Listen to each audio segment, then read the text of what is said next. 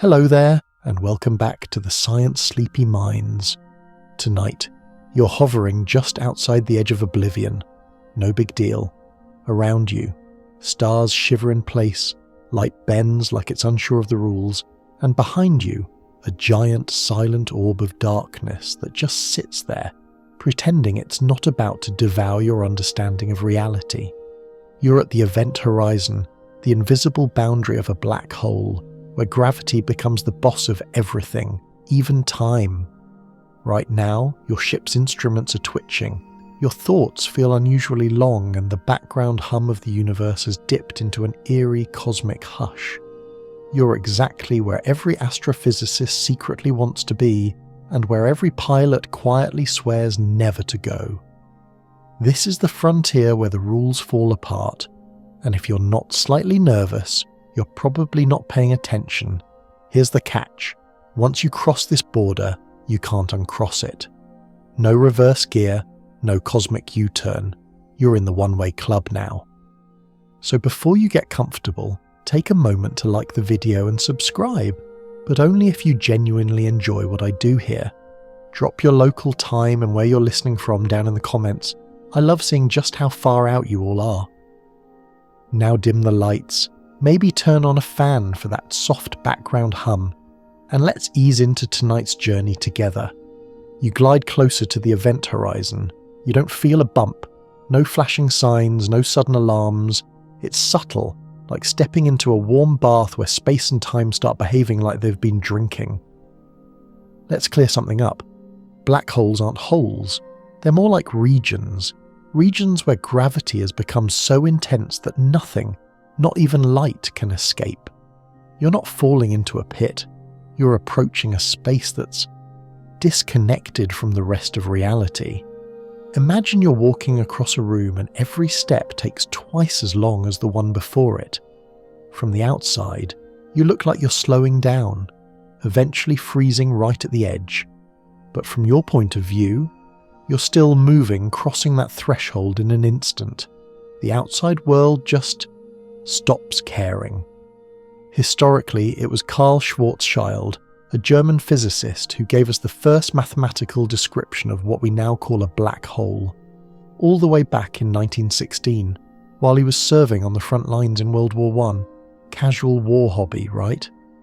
His equations described a solution to Einstein's freshly minted theory of general relativity, basically showing how space could curve so hard it folds in on itself. Of course, at the time, most physicists thought he was just being dramatic. "Sure, Carl," they probably said, sipping bad trench coffee. "Infinite gravity sounds cute." But hey, guess who turned out to be terrifyingly right? From a safe distance, a black hole looks pretty calm. Black sphere, stars spinning around it, maybe an accretion disk if it's been snacking recently. But as you get close, you start to notice strangeness. Light from nearby stars is stretched and smeared. Time is distorted. A minute on your clock doesn't match anyone else's anymore. The gravity here doesn't just pull, it warps. This region you're entering now, it's not yet the singularity. You haven't reached the weirdest part, but you're crossing into the zone where even leaving is no longer on the menu. The event horizon is like the cosmic TSA. You go in, and the universe says, "Thanks, we'll be holding on to that." There's an odd comfort in the smoothness of it all. No jolt, just a shifting sense of directionlessness. You try to look down, but what does that even mean anymore? Every direction leads inward now, and here's the quirky part. From outside, no one ever sees you fall in. You appear to freeze at the horizon, stretched thin, red-shifted into invisibility. It's like the universe hits pause on your life, but only visually. You're still going, they just can't follow. Historians still argue whether the term black hole itself was coined by physicist John Wheeler in 1967, or whether it had quietly floated around military physics circles before that. Either way, the phrase stuck, less sterile than gravitationally collapsed object, and much more dramatic. You float a little deeper. The stars behind you begin to disappear, one by one, as light bends away or fails to reach you at all.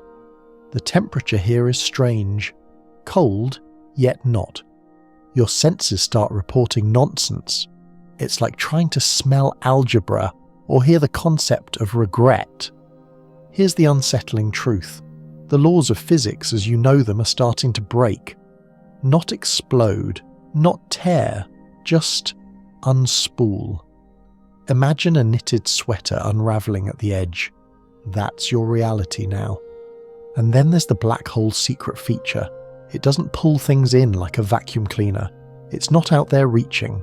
If you're outside its gravitational pull, you're fine. It just sits, waiting, unbothered, like that one friend who never texts back because they know you'll come around eventually. Here's a fun historical side note. Long before Einstein, in the late 1700s, a dude named John Michell in England actually guessed that there could be stars so dense their gravity would trap light. He called them dark stars, which honestly is a better band name than black hole. Of course, Michell didn't have the math to back it up, but props to him for sensing the cosmic drama from over 200 years away. Now, as you hover inside the event horizon, everything that was outside has slipped away. Distance, ill-defined. Time. You can still count seconds on your wristwatch, but you might as well be timing molasses for all the good it'll do you. Light from behind you curves around, attempting to flee but failing. And you're now part of a story that doesn't finish in this universe. Don't worry, it gets weirder. Time doesn't just slow down here. It behaves like it's had one too many existential crises. As you drift inward from the event horizon, something subtle but staggering begins to happen. Your sense of when starts to blur just as badly as your sense of where. You glance at your wristwatch. It still ticks forward, second by second, but the ticking has no meaning anymore. Outside the black hole, time marches on. In here, it sort of shrugs. Let's talk about this temporal nonsense. From your point of view, everything still feels normal for now. Your heartbeat, your breathing, the gentle hum of your suit's life support system. It all flows as expected. But someone watching you from just outside the event horizon would see something entirely different. To them, you appear frozen right at the edge, suspended in a moment that never ends. Your descent is slowed, red-shifted, until your image dims to darkness and vanishes. Dramatic, yes, but physics says it's accurate. The deeper you fall, the more warp time becomes. It stretches out like bubblegum stuck to the bottom of a shoe. That's gravitational time dilation. The closer you are to the black hole's centre, the slower time moves relative to the rest of the universe. So if you somehow paused here and hovered for a while, not recommended, the outside universe would go racing ahead. Galaxies would spin, stars would die, and your annoying co-worker would finally retire, while you sit there blinking slowly, sipping non-existent black hole tea. Here's the spooky twist. You can't feel time slowing. There's no internal sensation of it. But if you were to somehow pop back out into normal space, which, spoiler alert, you can't, you'd discover that eons had passed while you were only in there for a few minutes. This isn't science fiction. This is literally what general relativity predicts. In fact, astronauts on the International Space Station experience a tiny version of this effect all the time. Because they're slightly farther from Earth's gravity, time moves just a bit faster for them, about 0.007 seconds per 6 months. Not exactly time travel, but still a fun trivia nugget to ruin parties with. Historians still argue whether Einstein himself fully appreciated just how weird his theory of general relativity would get. He famously disliked some of its implications, black holes included. Even though his equations predicted them, he found the idea too extreme, too unnatural. Can't blame him. The concept that time could stretch infinitely near a massive object. That's the kind of bedtime story you tell only if you want your kids to develop physics anxiety. Now, about this whole your future already happened thing. There's a fringe view, not widely accepted but fun at 3 a.m, that inside a black hole, time and space flip roles, like a cosmic roleplay. Out here in normal space, you move freely through space but only forward in time. In there, space gets fixed, you can't avoid the singularity, and time becomes your only path. You're not falling inward, you're moving forward in time, and the singularity is your unavoidable tomorrow. That's the weird part. You're not spiraling toward a place, you're being pulled into a moment. You float, or rather you descend, not downward, but inward, towards something your brain can't model. There's no reference point anymore. The stars behind you are long gone. Light is bent around and back in on itself. You're in a place where direction doesn't make sense, only inevitability does. And here comes a quirky gem for your trouble.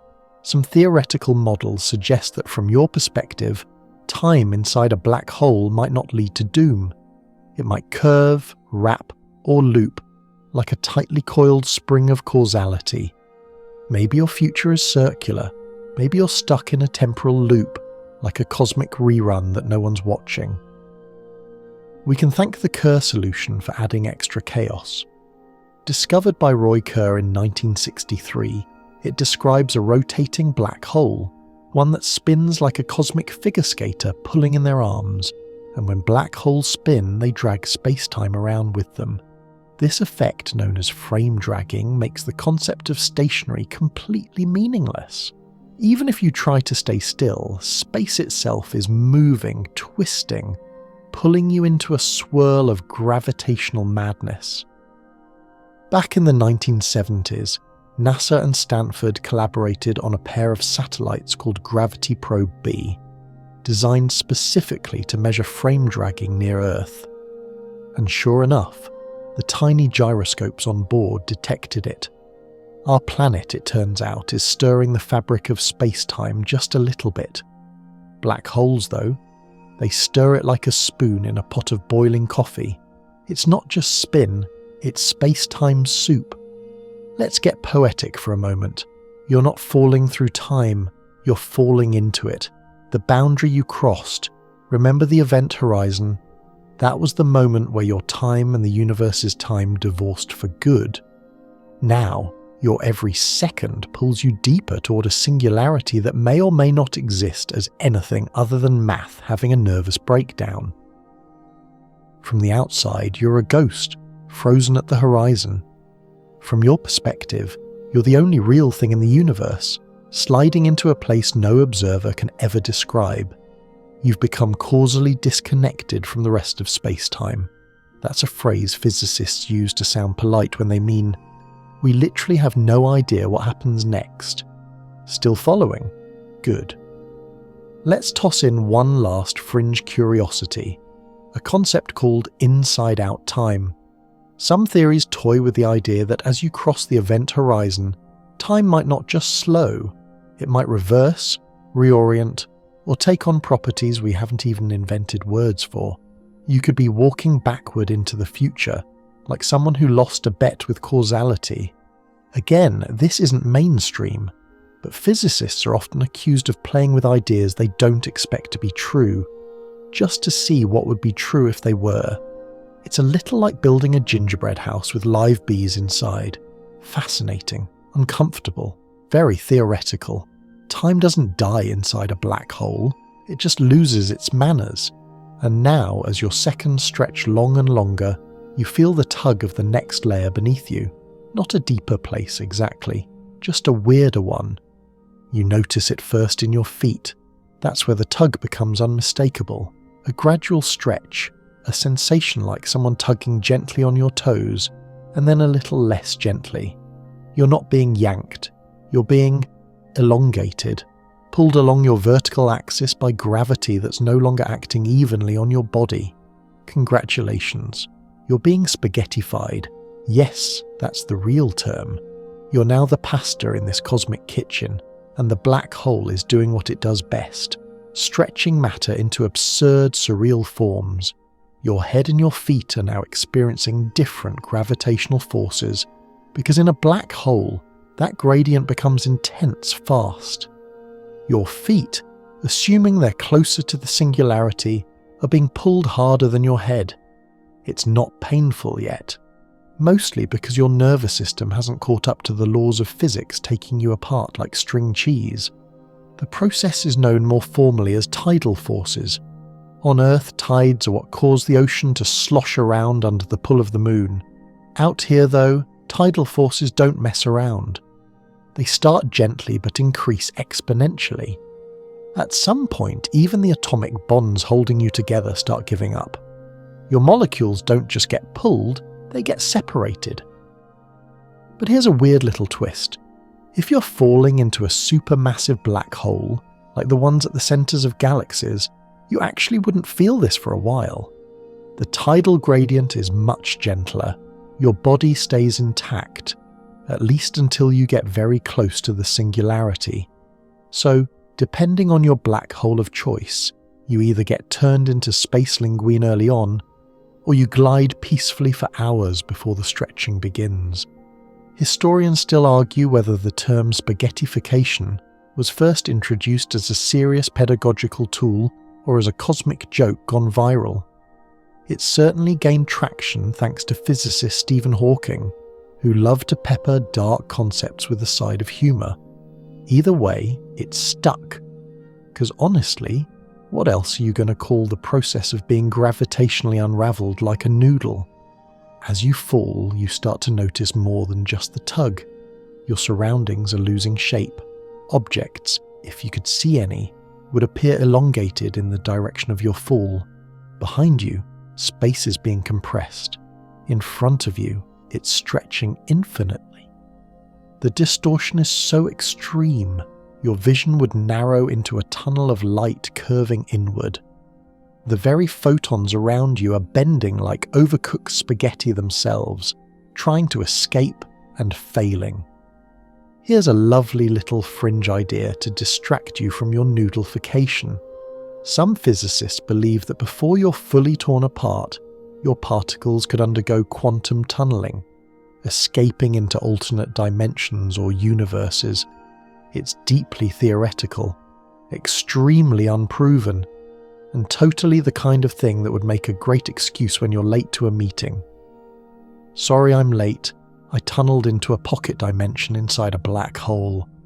You don't feel fear anymore, not because you're brave, don't flatter yourself, but because your brain is overloaded. Sensory information is too contradictory. The concepts of up and down are no longer distinguishable. Time is still dragging, still slowing, but your experience of it has become viscous and syrupy, like someone is narrating your life at half speed. Let's zoom out for a moment, because black holes aren't just here to turn you into spaghetti.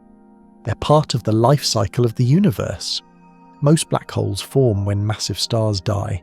After they burn through their nuclear fuel, their cores collapse under gravity. If the mass is large enough, not even neutron degeneracy pressure can stop the implosion. Boom, or rather implosion, you've got a black hole. The first object ever considered a black hole candidate in real life was Cygnus X1, discovered in the 1960s. It's still out there, about 6,000 light-years from Earth, munching on a nearby star with quiet enthusiasm. That discovery marked a turning point. It was the moment astronomers started seriously thinking, oh wow, these aren't just math hallucinations. They're real, and they're hungry. And while we're at it, black holes come in sizes. You've got stellar mass ones formed from stars, intermediate mass ones, weird and rare, and supermassive black holes, like Sagittarius A star at the centre of our own Milky Way. That one? It's 4 million times the mass of our Sun. If you fell into that one, spaghettification wouldn't happen until you were practically face to face with the singularity. You'd glide through the event horizon like it's just another Tuesday. But in a small black hole, you'd be noodlified before you even noticed you'd crossed the horizon. Back to your own journey. You're long, too long, unnaturally long. You could write your autobiography across the length of your body and still have space left for appendices. Every part of you is falling at a different rate, And here's the kicker. Your atoms will eventually be stripped apart, yes, but their information may not be lost. This ties into something called black hole complementarity, which suggests that even though you're being obliterated from your own point of view, from the outside, information is preserved at the event horizon. So, are you destroyed or duplicated? Physics refuses to give a straight answer as usual. Imagine being simultaneously pastor and paradox. Welcome to black hole physics. Now just for a second, forget your own spaghettified limbs and think about this. Some physicists think black holes could serve as bridges to other regions of space, or even other universes. These are the famous Einstein-Rosen bridges, more commonly known as wormholes.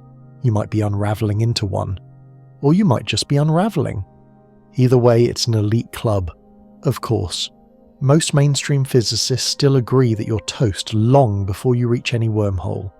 Hawking radiation, more on that later, is one of the few ways we even suspect black holes lose energy over time, and that's an external process. Inside, it's still a mystery. For now, you're still falling, still stretching, still you, but less so, and somewhere far ahead, or inward, the singularity awaits. You won't survive reaching it. But let's be honest, you've already passed the point of normal definitions of survival. Your atoms are just along for the ride now. So here you are, gloriously elongated, drifting deeper into a place where even the laws of physics start nervously checking their notes. But before we continue your descent, let's clear up a common misconception, one that's been fueled by every bad sci-fi show and comic book explosion ever aired. Black holes don't suck. There, it had to be said. They're not vacuum cleaners, they're not cosmic whirlpools, and they most definitely aren't out there actively sucking in everything nearby like some space monster with boundary issues. Black holes are just regions of extreme gravity. If the sun were replaced by a black hole of the same mass, don't panic, it won't. Earth would keep orbiting it just the same, only without sunrises, sunsets, or much to grow your tomatoes with. Gravity doesn't suddenly change just because a star collapses into a black hole. The black hole simply is, sitting in space like the universe's most intimidating paperweight. Objects that stray too close and cross the event horizon are doomed, sure. But a black hole isn't out there reaching for stuff. It waits, silently, patiently, menacingly, yes, but politely. Historically, this misunderstanding probably stems from the dramatic way matter behaves when it's close to a black hole. As gas and dust spiral in, they heat up to millions of degrees and emit X-rays that we can detect from Earth. That glowing ring, called the accretion disk, is what gives black holes their Hollywood appeal. The black hole itself is invisible, but the mess around it is like a neon sign flashing, "Something terrible lives here." One of the most famous of these is the Quasar 3 C273. It's powered by a supermassive black hole in a distant galaxy, and it's brighter than 1,000,000,000,000 suns, just from its feeding frenzy. So, no, black holes don't suck, but when they do eat, they make a spectacle of it. Now, your black hole isn't a drama queen. It's the quiet type. No flashy jets, no X-ray tantrums. But even so, you're moving past the accretion zone now, leaving behind the last flickers of matter that once resisted falling in. And here's a quirky tidbit. Scientists used to think black holes had no hair. Wait, what? It's not a shampoo ad. It's the no-hair theorem, a delightful bit of physics lingo that says black holes are incredibly simple objects. They can be completely described by just three things: mass, spin, and electric charge. Everything else, your atoms, your Spotify playlists, your regrettable haircut, gets erased. No extra features, no identifying marks. A black hole is smooth, bald, and indifferent. But recent developments, especially in gravitational wave astronomy, are starting to challenge that. When black holes collide, yes they do, the resulting waves might carry subtle signatures, what some physicists cheekily call soft hair. It's speculative, but tantalizing. Could black holes remember more than we thought? Historians still argue whether that would violate the no-hair theorem or just give it a stylish exception clause. As for your journey, the deeper you go, the less you resemble the you that started this adventure. Your atoms, those precious bits that once formed fingernails, earlobes and stubborn opinions, are starting to blur into a smear of matter energy, directed only inward. Yet you remain conscious, sort of. It's like a lucid dream in slow motion. The blackness around you isn't empty, it's dense, packed, not with stuff, but with geometry. Space itself is compressed. If you had a ruler and the will to use it, you'd find that the shortest path between 2 points here no longer follows any straight line. It curls, bends, loops back on itself. You're not just falling through space, you're falling through curved logic. Weirdly enough, black holes obey some of the same rules as thermodynamic systems. That means they have entropy, a measure of disorder, and temperature even if it's faint. This realization led to one of the greatest physics mic drop moments of the 20th century, when Stephen Hawking showed that black holes should emit tiny amounts of radiation over time. This Hawking radiation implies black holes aren't truly eternal.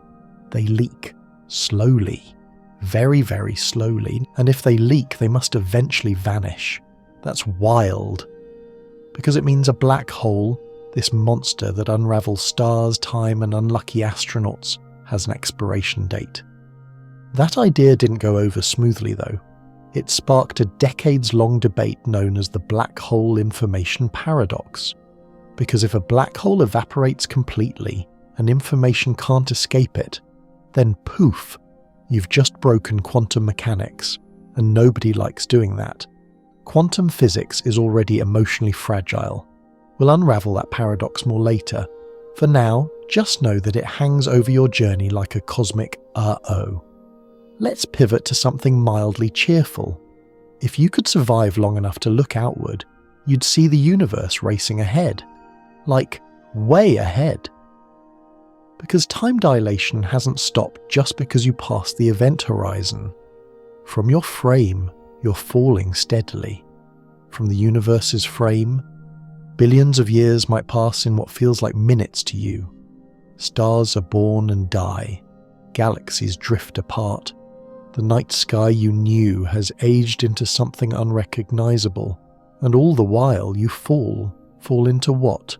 Not a hole, not a tunnel. You fall into the future. Inside the black hole, that's what down means. Inward isn't spatial anymore, it's temporal. There is no stopping, no orbiting, no hovering. You're not choosing to move forward. You are forward. It's easy to see why ancient mythologies imagined underworlds, places beneath reality, where time works differently and nothing comes back. This is the real version, a myth with math. Some physicists even argue that black holes might reset the rules at their core.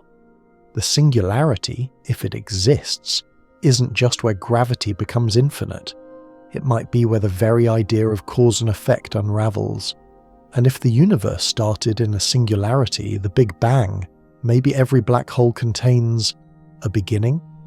But that's for later. Right now, all you know is this. Black holes don't suck, but they do seduce.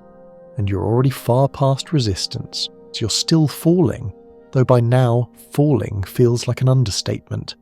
It's more like you're being drawn, magnetically, spiritually, gravitationally, into something that refuses to be a place. You're no longer approaching a destination in space, but a concept that exists within space. And yet, paradoxically, is outside it too.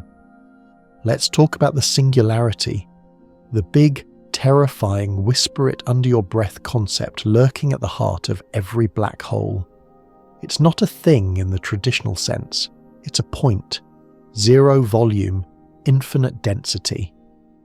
A place where our current understanding of physics gives up, folds its equations, and quietly slips out the back door for a nervous smoke break. You might picture it as a tiny dot floating at the center of all this doom, or maybe a pit, a pinprick, a needle of gravitational madness. But the truth? We don't know what it is. And that's the most honest answer you'll get from any physicist. Right now, you're heading straight for it. But here's the kicker. You'll never quite reach the singularity, not the way you'd reach, say, Cleveland, because the singularity isn't at the bottom, it's in your future. Inside the event horizon, all paths forward lead to it, but it's not a place you can dodge. It's when you will end up, not where. Let that sit in your increasingly stretched out mind for a second. Back in the 1930s, a pair of scientists, Robert Oppenheimer, yes, that Oppenheimer, and his colleague Hartland Snyder, worked out the basics of how black holes might form through gravitational collapse. They showed that if a massive enough star collapses under its own weight, it could shrink past a certain point where even light can't escape. A singularity forms at the center, but even they didn't fully grasp what they described. Historians still argue whether Oppenheimer actually believed singularities were physically real, or just math artifacts, annoying side effects of pushing Einstein's equations too far. To be fair, the math does kind of scream, this shouldn't be happening. But happen it does. You're now so deep in the black hole that space and time have switched roles. In a cosmic plot twist worthy of a telenovela, time points inward and space becomes a one-way ride. You can no longer turn around. You can't move laterally. Every second that ticks by is a second closer to the singularity. You're not being forced toward it. You are the movement toward it. Here's a fringe idea to spice up the singularity soup. What if it's not a point, but a bounce? Some speculative models in loop quantum gravity, don't worry, you won't need the math, suggest that instead of crunching to an infinite dot, the collapsing matter might hit a fundamental limit of space-time, bounce and expand again. Kind of like a reverse Big Bang. That bounce could, in theory, start a new universe. Which raises a deeply uncomfortable possibility. Maybe black holes are just seeds for other realities, budding off like cosmic mushrooms every time one forms. And if that's true, then you're not just dying, you might be starting something. That's a lot of pressure for someone being pulled apart atom by atom. Back to your journey. The singularity isn't glowing or screaming, it doesn't have shape, but the space around you is betraying hints of it. Curvature is increasing. Space-time itself is straining under the weight of it. The closer you get, the more every law of physics begins to behave like a suggestion. The speed of light might as well be optional. Cause and effect become flirty acquaintances, not strict rules. And you feel it, not with your senses, but with some deep, unsettling part of you that still remembers what normal space felt like. You may not know where here is anymore, but you absolutely know it's not Kansas. Another quirky angle? Some mathematical models suggest that the singularity might be a ring, not a point, especially if you're dealing with a rotating black hole. More on that later.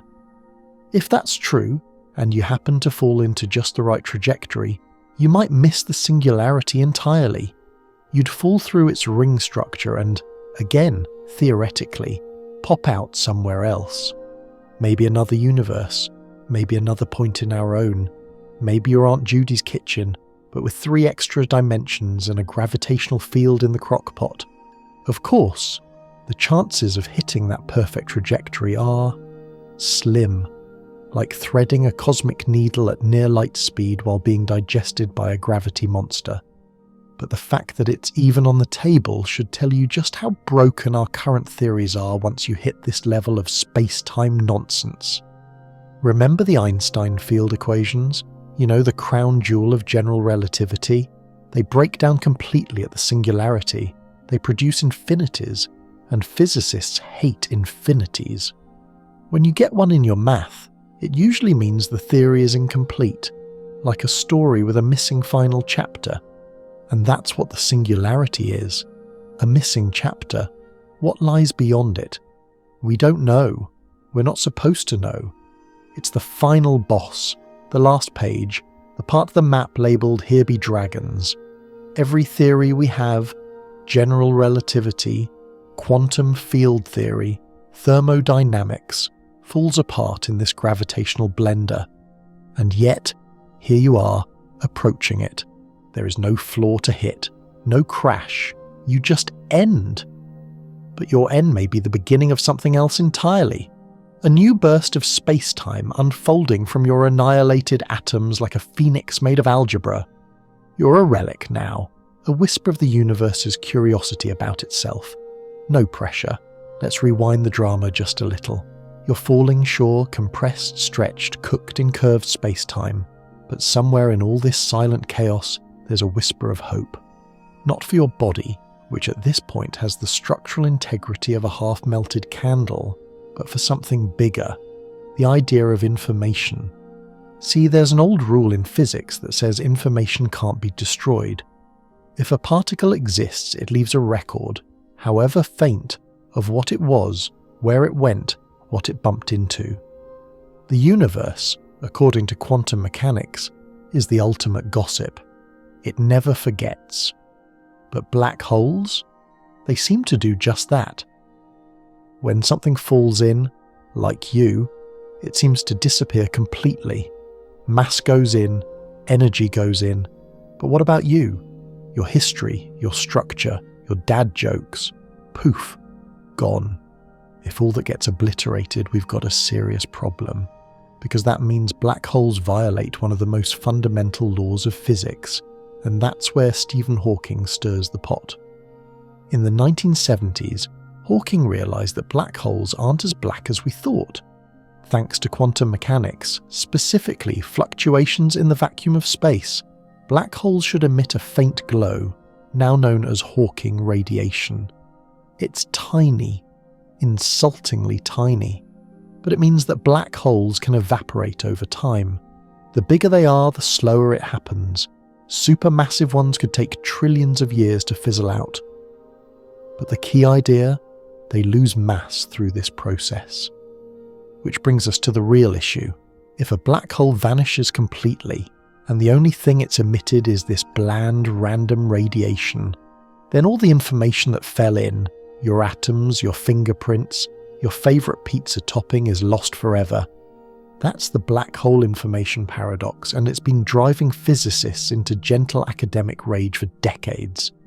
Historians still argue whether Hawking believed deep down that information was truly lost.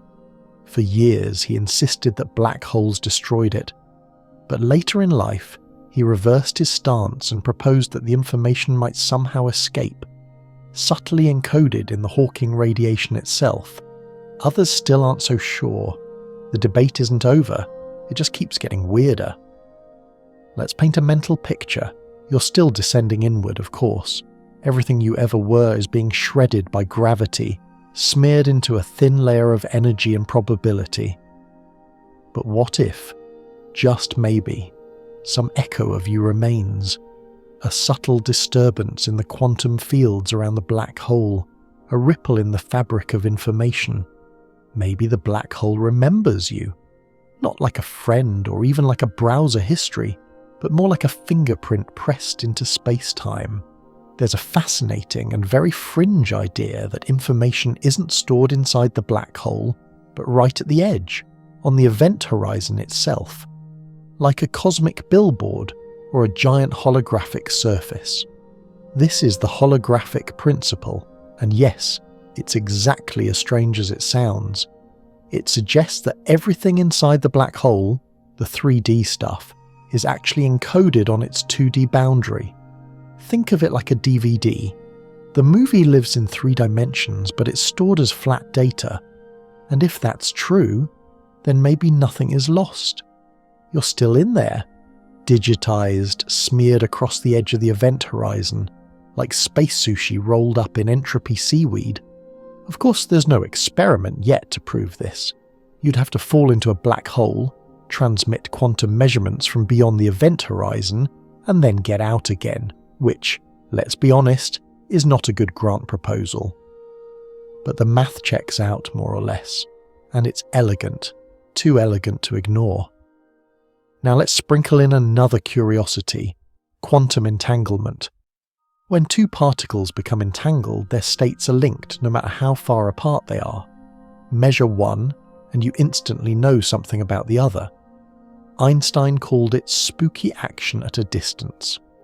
But entanglement might be the very mechanism that lets information leak out of a black hole through a delicate, jittery dance of quantum uncertainty. Picture the event horizon as a thin skin of quantum chaos, teeming with virtual particles popping in and out of existence. Occasionally, one escapes, that's Hawking radiation, but its partner, still entangled, falls in. If that link is preserved, if the entanglement survives, then maybe the information isn't really gone. It's just very cleverly hidden. You may be falling into a cosmic encryption system, and here's the cosmic joke: you're part of the experiment now. Your disassembly is feeding the great mystery, your raw data being processed by a space-time anomaly, cooked at infinite density and served cold to future physicists who haven't even been born yet. Somewhere out there, a civilization 1 billion years in the future may be sifting through the last flickers of Hawking radiation, looking for signs of the matter that once fell in, looking for you. And they might find a pattern, a signal, a whisper of your former self. Isn't that kind of beautiful? Now let's talk about black hole scrambling. No, not the breakfast kind. In this context, scrambling refers to how quickly information inside a black hole becomes so mixed up that it's effectively unrecoverable, at least without knowing everything about the system. Black holes, it turns out, are some of the fastest scramblers in the universe. Imagine dropping a diary into a fire that doesn't destroy it, but instead translates it into a language no one knows, spreads the letters across the galaxy, and then buries them under metaphorical quantum sand. That's what black holes do to information. But even scramble doesn't mean lost, just deeply inconvenient. So what does it all mean? Are you gone forever or somehow still etched into the curvature of the cosmos? Are you a casualty of entropy or a survivor via holographic encoding? The truth is, no one knows. Not yet. You're a question now, a puzzle. And the black hole, silent, massive, indifferent, is the envelope that holds the answer. You're falling still. But what does falling even mean now? There's no wind, no rush, no updraft to catch you. Just a strange, suspended kind of motion where distance has lost its teeth and direction is more suggestion than certainty. The inside of this black hole isn't empty. It's layered, structured, complicated. You've passed the outer event horizon, but you're not quite in the core. Not yet. You're in the in-between. And here's a twist no one warned you about. You're technically still outside, at least according to some physicists, because in certain types of black holes, the event horizon isn't the end. It's just the beginning of the weird. Some solutions to Einstein's equations, most notably in the rotating and charged varieties, suggest there's not one, but multiple horizons inside a black hole. Yes, layers, like an extremely cursed onion. Let's introduce your next destination, the inner horizon, sometimes called the Cauchy horizon. This is where space-time pulls its biggest vanishing act yet. While the outer event horizon is the boundary where light can no longer escape, the inner horizon is something stranger, a surface beyond which the predictability of physics begins to break down. Let's chew on that. In most of physics, we assume that if you know the state of a system now, where things are, how fast they're moving, you can calculate what happens next. That's called determinism. But cross the inner horizon and that assumption shatters. Cause and effect start to fray.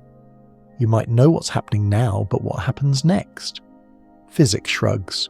Inside this horizon, the laws of general relativity can't promise you a single future.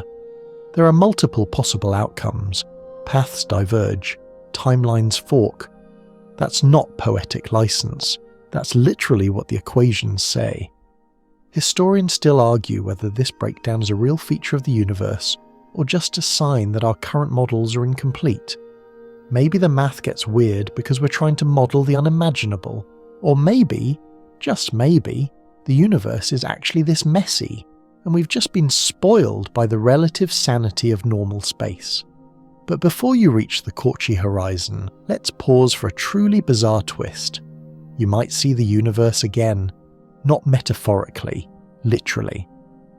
In a rotating black hole known as a Kerr black hole, light that fell in before you can get trapped in looping orbits inside, it zips around like a terrified firefly in a bottle, and as you get closer to the inner horizon, that trapped light, plus everything that fell in before you, can become visible all at once, like watching the entire history of the universe projected onto a sphere around you in fast forward, stars exploding, time reversing, galaxies swirling like petals in a gravitational breeze, your old apartment, the dinosaurs, all of it, compressed into a visual frenzy. This phenomenon, sometimes referred to as a mass inflation singularity, is a byproduct of infalling matter and radiation piling up near the inner horizon. The light is blue shifted to infinity, energy densities go berserk, and you're caught in the middle of a physics traffic jam. Now let's address the elephant in the gravity well. Most of this is purely theoretical. We've never observed an inner horizon. We've never fallen into a black hole with a GoPro.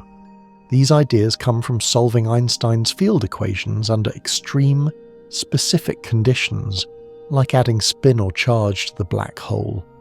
The Kerr solution for a rotating black hole and the Reissner-Nordström solution for a charged one both include these extra layers.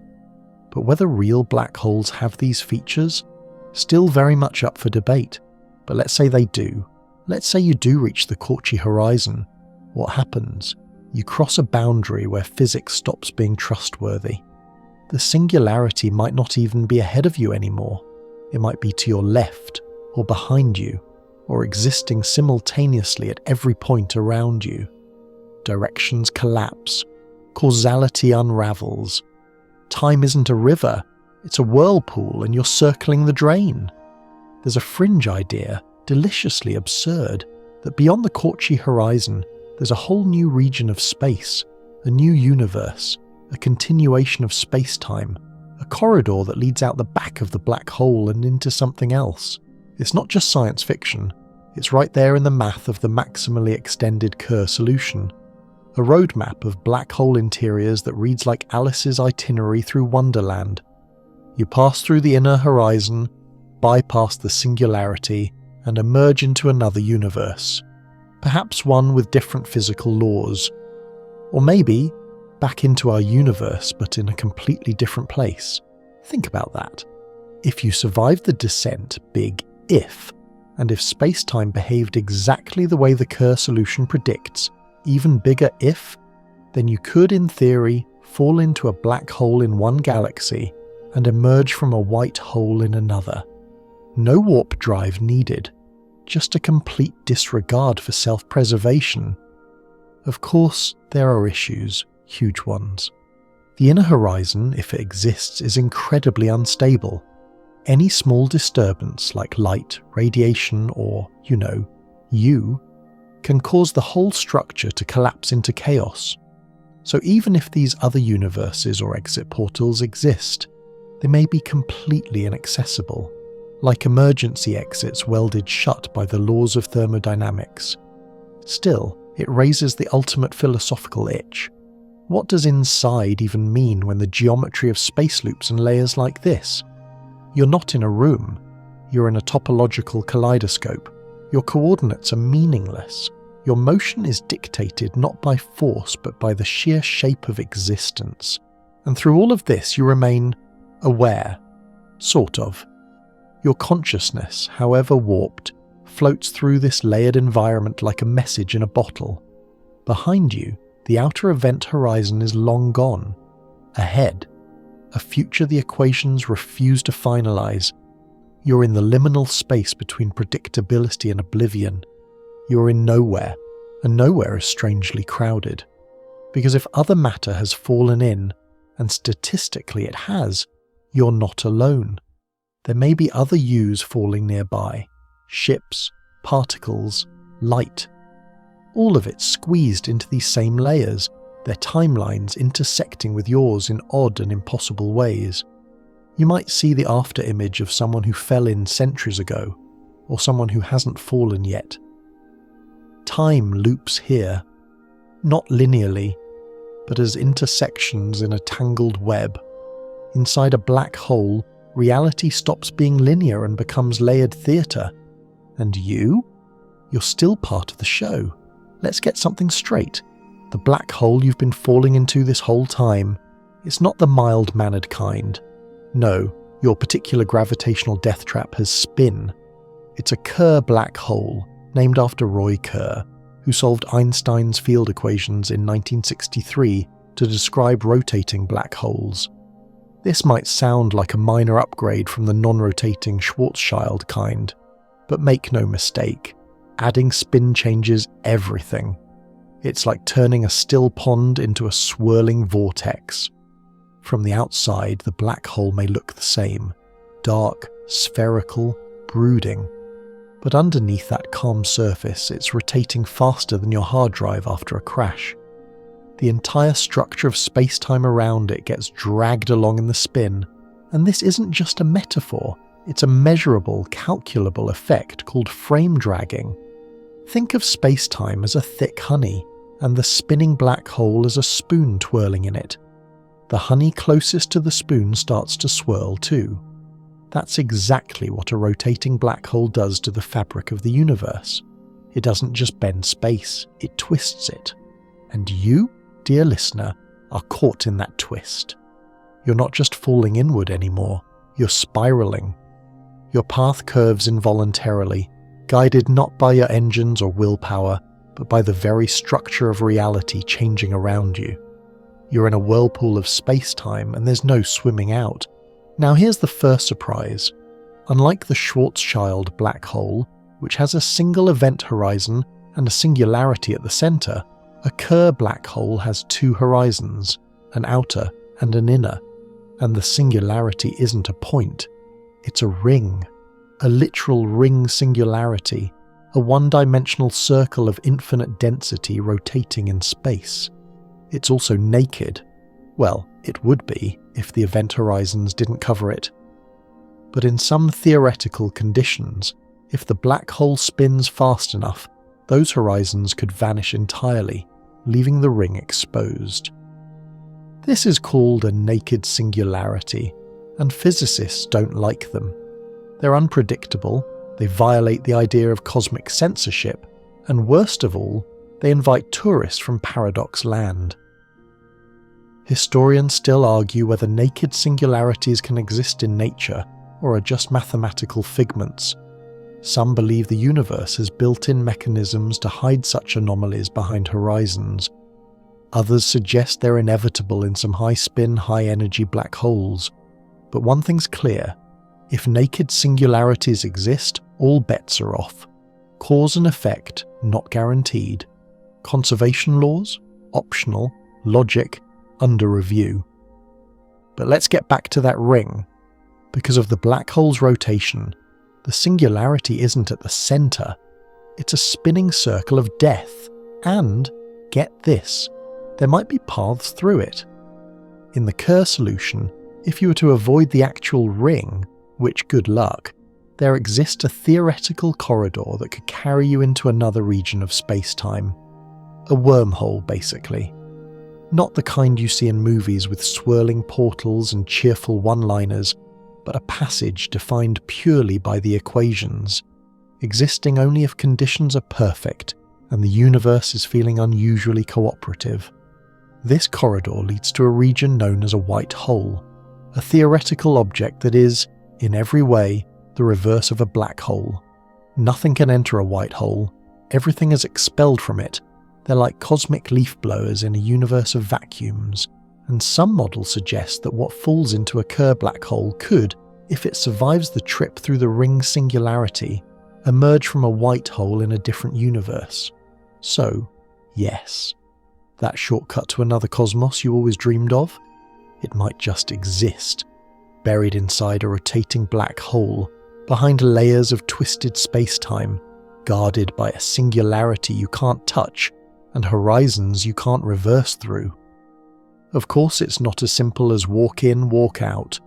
The inner regions of a Kerr black hole are dynamically unstable. Just like we covered with the Cauchy horizon, the inflow of energy, particles, radiation, or even just the faint background noise of the universe, tends to destabilize the whole structure. The corridor might collapse before you ever reach it, or worse, it might collapse while you're in it. Still, let's indulge in the fantasy. You're spiraling through this rotating monster, nudged not just downward but sideways, pulled along by the dragging space-time. Your trajectory isn't straight. It's forced into a path that curls around the spin axis of the black hole. The faster the spin, the more dramatic the effect. In fact, if a black hole spins at or near the theoretical maximum, known as extremal spin, the structure of space near the ring singularity becomes even more bizarre. In this regime, equations suggest that the singularity might be passable, that it might not destroy you, but instead allow you to thread the needle and emerge elsewhere. This is, of course, where we need to slow down and say, probably not. As fascinating as these mathematical solutions are, the reality is probably messier. Black holes in nature are not perfectly symmetrical. They're born from stars that collapse unevenly, surrounded by chaos, magnetic fields, high-energy particles, and extremely grumpy plasma. All of that adds up to perturbations, tiny deviations that destroy the delicate paths predicted by idealized equations. Your odds of threading the singularity without hitting anything. Worse than winning a lottery while being struck by lightning and dodging taxes. But that's the nature of this strange frontier. Inside a Kerr black hole, space behaves like time behaves like space, and both are wrapped around a ring that might be a doorway, or a trap, or both. Some physicists say that the entire interior of a rotating black hole is non-causal. That's a fancy way of saying it's impossible to define before and after. Events don't follow a strict order. Time loops are possible, cause doesn't always precede effect. You could in theory meet your past self inside, shake hands, trade stories, argue over snacks. It's one of the few places in the universe where closed time-like curves, actual time travel paths, might exist. That's right, in some slices of Kerr space-time, you can take a trip along a curve that brings you back to your own timeline, but only if you're a perfectly modelled test particle, unaffected by outside forces, with an infinite supply of plot armour. Still, it's possible, and that's what makes spinning black holes so much more fascinating and dangerous than their motionless cousins. You aren't just falling, you're being twirled through a geometry so warped that up, down, past and future no longer matter. All that remains is inward, in whatever twisted, math-mandated direction that now points. You're falling through a whirlpool that's not just a place, but a process, a transformation. The universe isn't done with you yet. You're deep inside a Kerr black hole, and the weirdness is just beginning. To you, it's happening all at once. You fall, but there's no splat, no cinematic impact, no glowing core to crash into. There's no real bottom inside a black hole, and that's the part that keeps catching you off guard. You keep expecting something. Resistance, acceleration, the sting of gravity shifting gears, but none of it comes. Just the relentless inward pull paired with a strange, heavy stillness. From your perspective, you're falling in an instant. From the outside, you're frozen at the edge. This is one of the strangest consequences of general relativity. Gravitational time dilation taken to its absolute extreme. When you first crossed the event horizon, you probably imagined it like slipping through a membrane. But to a distant observer watching from far away, a ship, a planet, maybe even Earth itself, you never really made it in. They'd see your image slow down, stretch out, and redshift into oblivion. Your light grows fainter, its wavelength longer, until it fades completely into the background static of the universe. They never see you vanish, never see you fall. From their perspective, you're stuck forever at the edge, and yet, from your point of view, you're well past the event horizon, light years of weirdness behind you already. You're deep inside now, navigating the warped interior like a cosmic spelunker. You've seen the layers, the light echoes, the sideways tug of frame-dragged space-time. You're living through minutes, maybe hours. But in the universe you left, eons have passed. This isn't sci-fi exaggeration. It's baked into the math of relativity. The closer you get to a black hole's core, the slower time flows relative to the rest of the universe. You're moving forward through your own personal seconds, but outside, stars are aging, civilizations are rising and falling.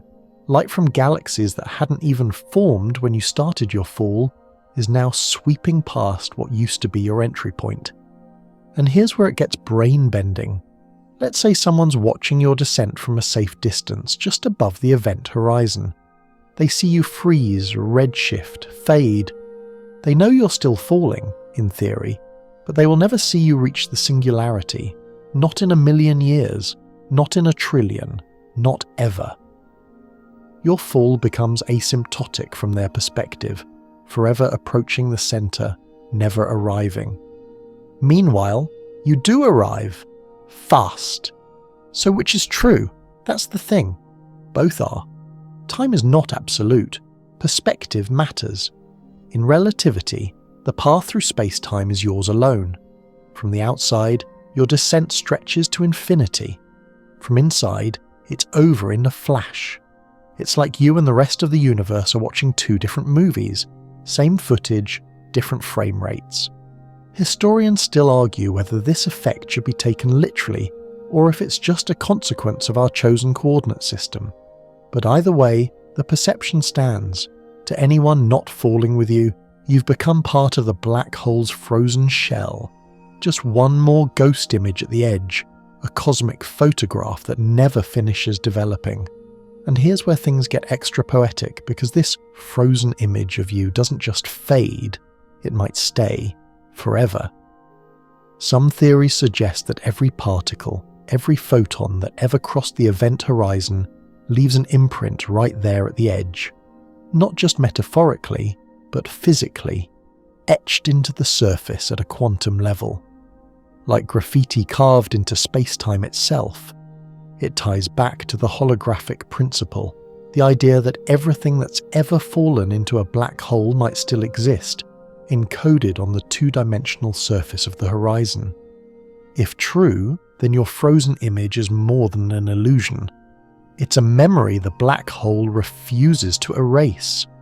And that red-shifted ghost of you clinging to the edge of eternity, it is you, from one point of view. Meanwhile, the real you, if there's still such a thing, is being fed into the increasingly wild geometry of the black hole's interior. As you fall further, you notice that the rules are breaking faster now. Gravity isn't uniform anymore. Directions don't behave. Your sense of distance warps, like someone stretched out reality with a rubber band. And somewhere in the background you can almost feel the singularity.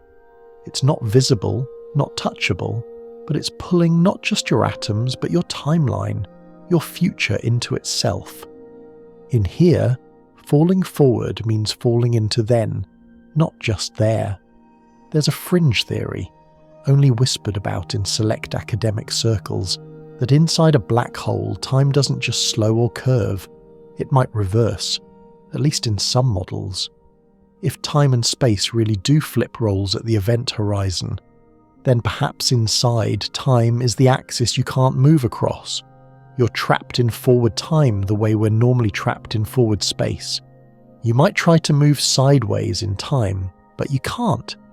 Just like you can't casually walk backward in time here, outside a black hole.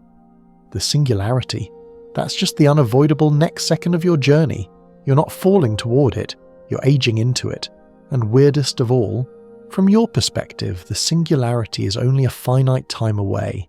It might be minutes, hours, depends on the mass of the black hole, but it will come, like nightfall, like a book ending on its final page. Meanwhile, from the perspective of anyone still outside, it never happens. You never reach it. You become a paradox, a thing that is and was and never will be all at once. And what happens at the singularity? That's a story for later. Right now, all you need to know is this. You've crossed the final threshold of normal causality. You're spiraling inward, forward in time, pulled by a future that isn't shared with the universe outside anymore. Your past is frozen at the horizon, your present is twisting into a spiral of stretched space, and your future, well, we'll see. You can stop trying to figure out which way is up. There's no up anymore. There's no down either. No compass to orient yourself by. No sun or stars to guide your perception. Inside the black hole, orientation has no meaning, and the deeper you fall, the more obvious that becomes. Space here isn't empty, it's shapeless. The very idea of direction is dissolving around you. Every axis you once took for granted, left, right, forward, backward, is bending, twisting, collapsing in on itself. You try to turn, to shift, to reorient your mental map, but there's nothing to grab hold of. No landmarks, no updraft, no gravity in any familiar direction. You float not in space, but through its distortion. To be honest, you look ridiculous if anyone could see you, but they can't. You're invisible now, not just to human eyes, but to light itself. Even the photons that manage to exist in here have given up their usual behaviour. Light doesn't travel in straight lines anymore. It curls, loops, and sometimes returns to where it started like a confused moth in a room with no exits. And still you fall. Always inward, always into. Inside a black hole, spatial coordinates stop being coordinates. They're more like suggestions whispered by Einstein's equations. Here's where you might be, the math seems to say, if location were still a thing. This is the geometry of insanity. The closer you get to the singularity, the more distorted everything becomes. Imagine you're trapped inside a funhouse mirror made of gravity, and the mirror keeps reflecting your past, your momentum, and your last 3 dreams. That's your environment now. Everything is bent, not just space, but space and time together. This is no longer the universe as you knew it. It's not even the same type of universe. It's a region where the curvature of space-time is approaching infinity, where light cones, the little diagrams physicists use to represent what directions are possible for movement, have collapsed into narrow slivers. You can't go sideways because sideways no longer exists. You can only go inward, and inward means forward in time. Imagine being inside a hallway that keeps narrowing the farther you walk. The walls close in, the ceiling lowers, and behind you, the path has crumbled. Ahead is the singularity, the place where the hallway terminates into a mathematical cliff. But from your point of view, you can't turn around. There is no back, just more hallway, slightly thinner than the second before. This is where the tidal forces are at their most merciless. They don't just pull on your body, they stretch space itself. At this point, the very vacuum around you is in flux.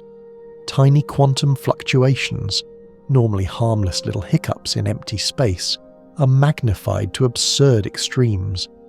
It's like watching your coffee ripple and boil while you're still holding the mug, and then realizing the mug has turned into a probability waveform. Historians still argue whether the concept of inside the singularity even makes sense. Some say the singularity is the end of space-time. Others argue it's the beginning of something else, somewhere new, or perhaps something deeper inside this same universe. But what no one argues about is this. We've never been here before. Not really, not with instruments, not with models that hold up past the point of infinite curvature. And now, you're part of it. Another quirky twist for your journey. Your mass contributes to the black hole. That's right. As you fall in, you add to its total gravitational heft. You make it bigger. By a minuscule amount, yes, but you're now part of what defines its future shape, its pull, even its Hawking radiation output. You become part of the black hole's identity, encoded into its mass, its spin, and its eventual decay. You're now a permanent fixture in the mass budget of the universe, and in this region of space-time your motion is determined not by velocity or force, but by the geometry of the curve. It's called a geodesic, the natural path through curved space. Outside a black hole, that might look like an orbit. In here, it's a fast track to the singularity, and you're strapped in with no way to steer. You're not resisting anymore. You're not navigating. You're simply following the path space-time has drawn for you, one that bends inward with increasing violence. There's a fringe idea among some theorists that in these final moments of descent, time might become a spatial dimension, meaning just as you can walk across a room or turn around, you might be able to move across timelines should you find the right mechanism. This isn't science fiction so much as speculative geometry, but it gives physicists sleepless nights. Because if time becomes spatially navigable, then so does causality. You could walk back into your own past, or sideways into someone else's. That's the kind of idea that gets whole PhDs shut down for being too speculative, and yet still shows up in serious research papers once in a while, like a raccoon sneaking into a NASA lab.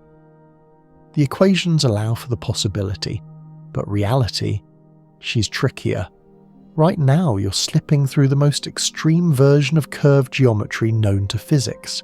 This is not a straight line, it's not even a curve, it's a collapse of the map, a place where distances fold inward and time becomes sticky. There's no sense of speed anymore, no acceleration that you can feel.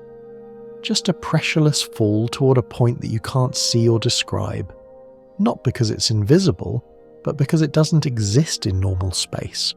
The singularity isn't ahead of you in miles, it's ahead of you in seconds. Soon, even those will run out. But until then, you drift, directionless, and defined only by the geometry of what's left. You've passed the layers, the horizons, the rotating distortions. Now, all that remains is raw, unfiltered collapse. No directions, no coordinates, just inevitability. You've made it this far, past the edge of time, through the twisted spiral of a rotating black hole, and into a region where geometry folds like origami in a wind tunnel. But just as you start to settle into the whole, inevitable descent into space-time doom mindset, physics decides to throw one more surprise at you. A firewall, or maybe a fuzzball. Look, no one agrees. This is one of the most contentious, brain-melting, late-night argument-causing topics in theoretical physics. And the worst part? You're about to find out which one is real the hard way. Let's rewind a bit. Back when physicists first started taking black holes seriously, they assumed the event horizon was pretty chill. No drama, no weirdness. You cross it, you keep falling, you don't even notice. That's what general relativity told us. A smooth transition. Graceful, quiet doom. That's the experience you've been having so far. But then quantum mechanics showed up like the uninvited guest at a polite dinner party who insists on juggling the fine china. Enter the black hole firewall paradox. Proposed in 2012 by a group of physicists including Almeri, Marolf, Polchinski, and Sully. Catchy name, right? This idea rocked the cozy consensus that the event horizon is harmless to infalling observers. According to their argument, if you accept three things. 1. That information is preserved, because quantum mechanics says so. 2. That general relativity is correct, because Einstein wasn't that wrong. 3. That nothing weird happens at the event horizon, because relativity says it should be smooth. Then you've got a paradox. All three can't be true at the same time, so something has to give. The firewall solution says, It's the horizon that breaks. That means instead of gliding peacefully through it, you'd hit a wall of high-energy particles, an inferno of quantum fury, right at the boundary, not in the center, not at the singularity, right where you thought you'd just pass through casually. Historians still argue whether this firewall exists in any physical sense, or whether it's just a sign that our models are incomplete. But if the firewall hypothesis is correct, then the event horizon isn't the beginning of your gentle descent. It's the moment you get obliterated by pure quantum fire. Nice, right? And remember, all this hinges on that pesky idea of information. If black holes really do preserve all the details of everything that falls in, as quantum theory insists, then something has to store that information. And if the outgoing Hawking radiation is carrying it away, then it must be entangled with the black hole's internal state in some way. But quantum entanglement doesn't like to be shared. You can't duplicate entanglement. That's called monogamy of entanglement, and yes, physicists have romantic-sounding terms too. If the outgoing radiation is already entangled with earlier emissions, then it can't also be entangled with what's still inside. That creates a paradox. To fix it, the firewall theory says, cut the entanglement, burn it, replace the interior with a high-energy shell that vaporizes anything falling in. That includes you. But wait. Before you start picturing yourself as the marshmallow in this interdimensional s'more, there's a competing idea, the fuzzball. This theory comes from string theory, because of course it does, and it proposes that black holes don't have a smooth horizon at all. Instead, they're made up of tangled, vibrating strings. The black hole is a giant, knotted-up ball of information and quantum microstates, hence fuzzball. In this model, the black hole is its surface. There's no interior in the traditional sense, no smooth horizon, no empty space, just densely packed strings, oscillating in a quantum froth of possibilities. If you fall in, you don't pass through an event horizon at all. You hit the surface of the fuzzball, potentially with a splat. Which is worse? Firewall or fuzzball? Toasted or tangled? The universe refuses to clarify. Here's a quirky side note. Fuzzball theory solves the information paradox by getting rid of the paradox entirely. Since there's no inside, there's no need to worry about retrieving information from beyond the horizon. It's all stored on the surface, right where we can, in theory, access it via Hawking radiation, like the world's most secure, but unopenable, hard drive. Of course, no one's observed a fuzzball, or a firewall, or any horizon-based pyrotechnics. For now, these remain theoretical possibilities, mathematical extrapolations of different interpretations of gravity and quantum mechanics, staring at each other across a chasm of unresolved physics. And you? You're the hypothetical astronaut caught in the middle. Let's say the firewall is real. Then your smooth descent has a very sudden ending, right at the horizon, before the drama even gets going. You'd hit an invisible barrier of pure energy with temperatures near the Planck scale.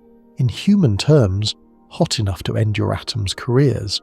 Alternatively, if the fuzzball is the real deal, then you don't fall into empty space.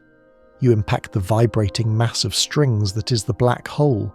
It might stretch, absorb, or quantum shred you. Either way, there's no traditional interior. You're not descending through curved space-time. You're sinking into a surface of infinite microstates. And if neither of these is true, then general relativity wins, and the interior remains smooth, and you keep falling toward the singularity without resistance. Which is what you've been doing so far. But now that you know these alternative theories exist, you start to wonder, was that moment at the horizon really as gentle as it seemed? Was there a blip, a shimmer, a flicker of fire or fuzz too subtle for your senses? You'll never know, because once you've crossed the horizon, whether smooth, burning or stringy, you can't go back. There's no undoing, no peeking behind you, no way to compare notes with someone else. You've passed through a boundary not just of space, but of certainty. You're no longer just inside a black hole, you're inside a physics argument, and the universe is still debating what exactly it's doing to you. It's quiet again. Not peaceful, let's not pretend, but quiet in that heavy, hollow, pressure in your eardrums kind of way. After the mental chaos of firewalls, fuzzballs, and entanglement drama, you're back to what passes for normal in here, floating helplessly through the warped folds of reality, being pulled forward not just in space, but in time. And yet the silence feels familiar, strange, considering you're in the most alien environment in the known universe. It feels familiar because this isn't entirely unlike where the universe began. Let's just sit with that idea for a moment. Because we've come a long way, from crossing the event horizon to being stretched like space spaghetti, to arguing about firewall temperatures you couldn't survive anyway. But now you're deep in the core of a black hole, heading toward the singularity, and physicists are starting to whisper the unthinkable. What if this is where the universe started? Not here exactly, but in something like this, there's a symmetry to it. The Big Bang was a singularity in reverse. Instead of everything collapsing into one infinitely dense point, everything exploded out of one. Time, space, matter, energy, everything burst into being from a point where the normal laws of physics also broke down. The similarities are more than poetic. Mathematically, the equations describing a black hole's singularity are strikingly similar to those used to model the earliest moments of the universe. And in some theories, particularly those involving quantum gravity, black hole singularities and the Big Bang might be two faces of the same process, just flipped in time. So let's play with that. Right now, as you fall closer to the singularity, your future is a point of infinite density. It's not a place you arrive at, it's a moment you become. From your frame of reference, it's not the collapse of everything, it's the completion of your timeline. You're a line of events that simply ends in the middle of nowhere. But what if, from another perspective, your end is someone else's beginning? This idea lives under the umbrella of black hole cosmology, a collection of theories that suggest black holes might not just destroy matter, they might create new universes. Here's the idea in plain terms. As matter falls into a black hole, it collapses toward the singularity. But instead of hitting a literal point of destruction, it might reach a quantum bounce, a place where gravity becomes repulsive rather than attractive, due to quantum effects we don't fully understand yet. At that bounce point, the collapsing matter could rebound into a new space-time, a baby universe, a sealed-off reality stitched into the multiverse like a pocket sewn on the inside of a coat. And you? You might be inside it already. You might have crossed into the earliest moments of that rebounded cosmos, a big bang from the inside out. Historians still argue whether black hole cosmology is anything more than speculation stacked on speculation. It's elegant, yes, mathematically intriguing, but lacking in direct evidence. Still, it answers some nagging questions about the nature of singularities, the birth of the universe, and what happens to all the stuff black holes have gobbled up over billions of years. Because here's the issue. If black holes are just universal trash compactors, endlessly squishing matter into oblivion, we're left with a major bookkeeping problem. Where does it all go?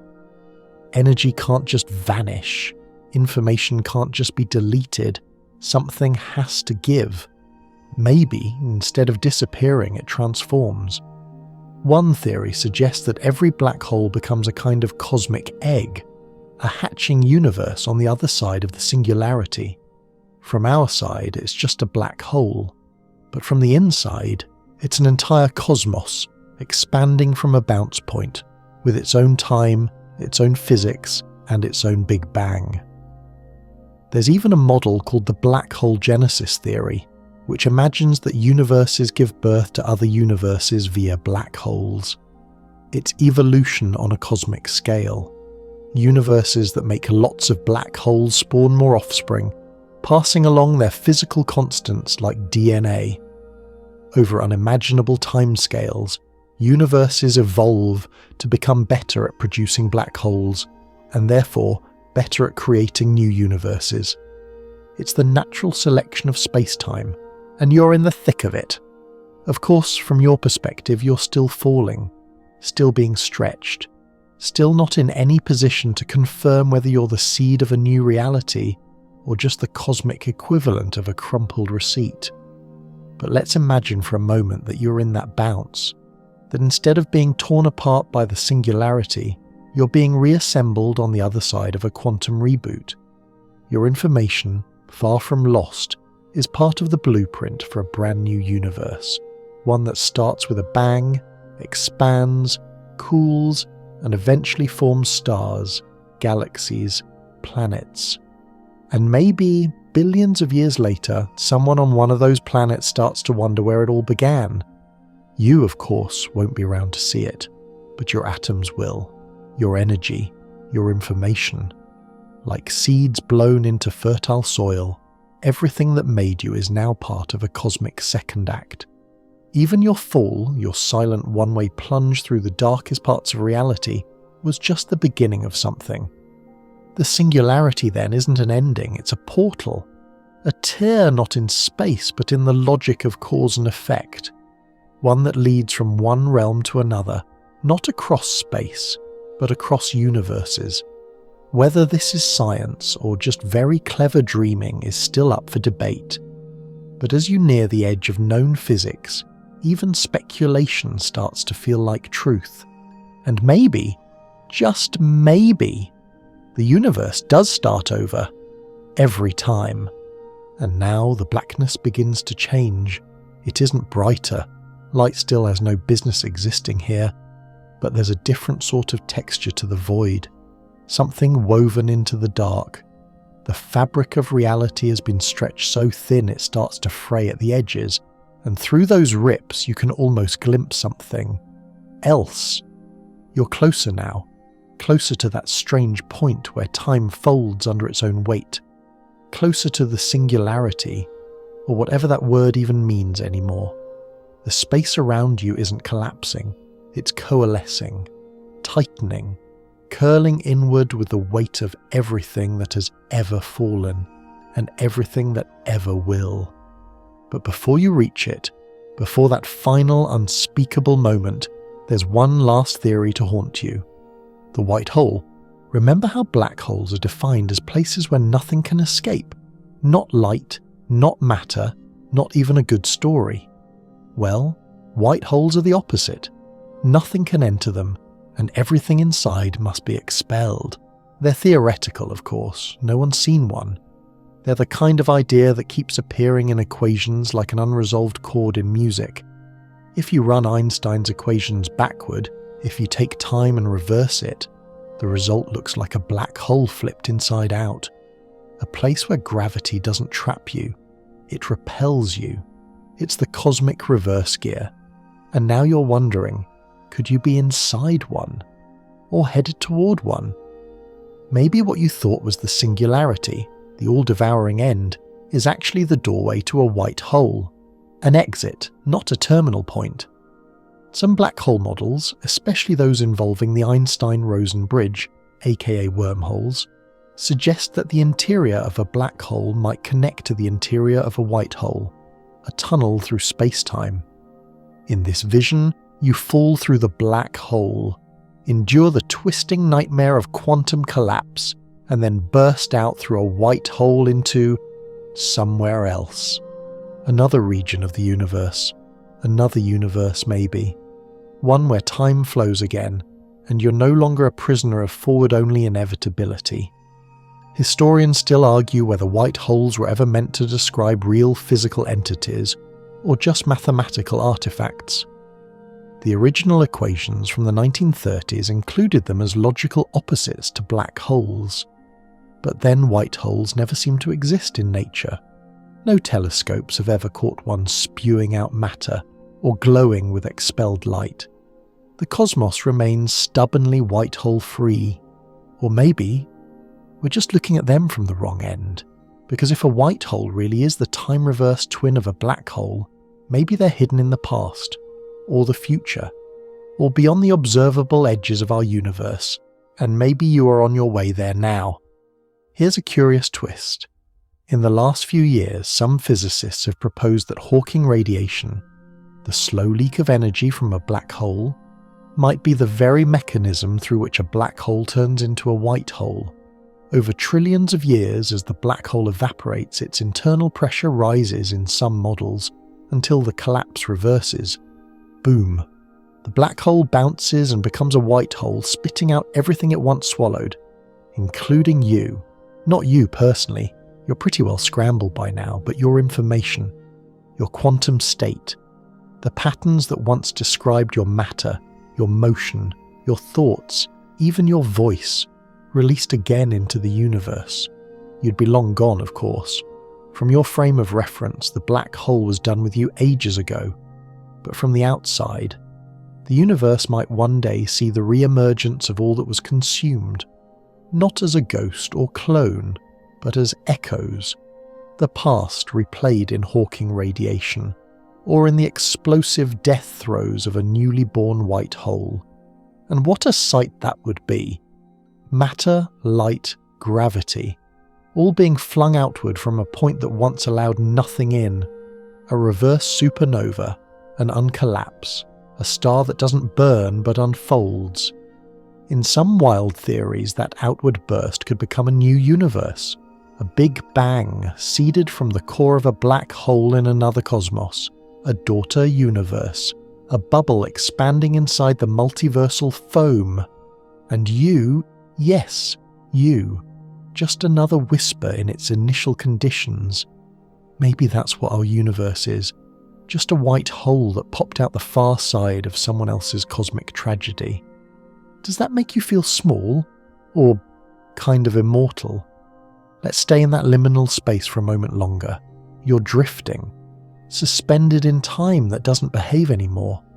Around you, the universe is either ending or beginning, or both. And you? You're no longer the you that fell in. That version burned away somewhere near the firewall if it existed, or unravelled in a tangle of fuzzball strings, if those do, or got stretched and scrambled across infinite dimensions. But your essence, your information, is still here. It's the one thing that seems to be preserved no matter what theory you pick. The universe may erase your shape, your mass, your velocity, but it remembers your pattern, somehow. And if white holes really do exist, if they are the natural consequence of black hole evolution, then maybe what was lost is just waiting. Waiting for the black hole to shrink, waiting for time to pass, waiting for the bounce. And when that moment comes, when the black hole dies and the white hole is born, then you will be part of the first light of a new reality. Not a person, not even a thought, just a shimmer, a trace, a hello whispered from one universe to the next. And maybe, just maybe, someone on the far side, someone emerging from the first chaotic seconds of that new cosmos, will wonder, where did it all come from? And the answer will be, from you. You are still falling, or rather, still existing in this ever-deepening funnel of reality where the word falling has outlived its usefulness. It was useful when gravity pulled you toward a planet, when motion still meant a change in place over time. But in here, time is bent, space is shredded. Movement has become a suggestion more than a certainty. But here's a fun twist to keep your last neuron buzzing. What if this black hole is actually a wormhole? Yes, we're going there.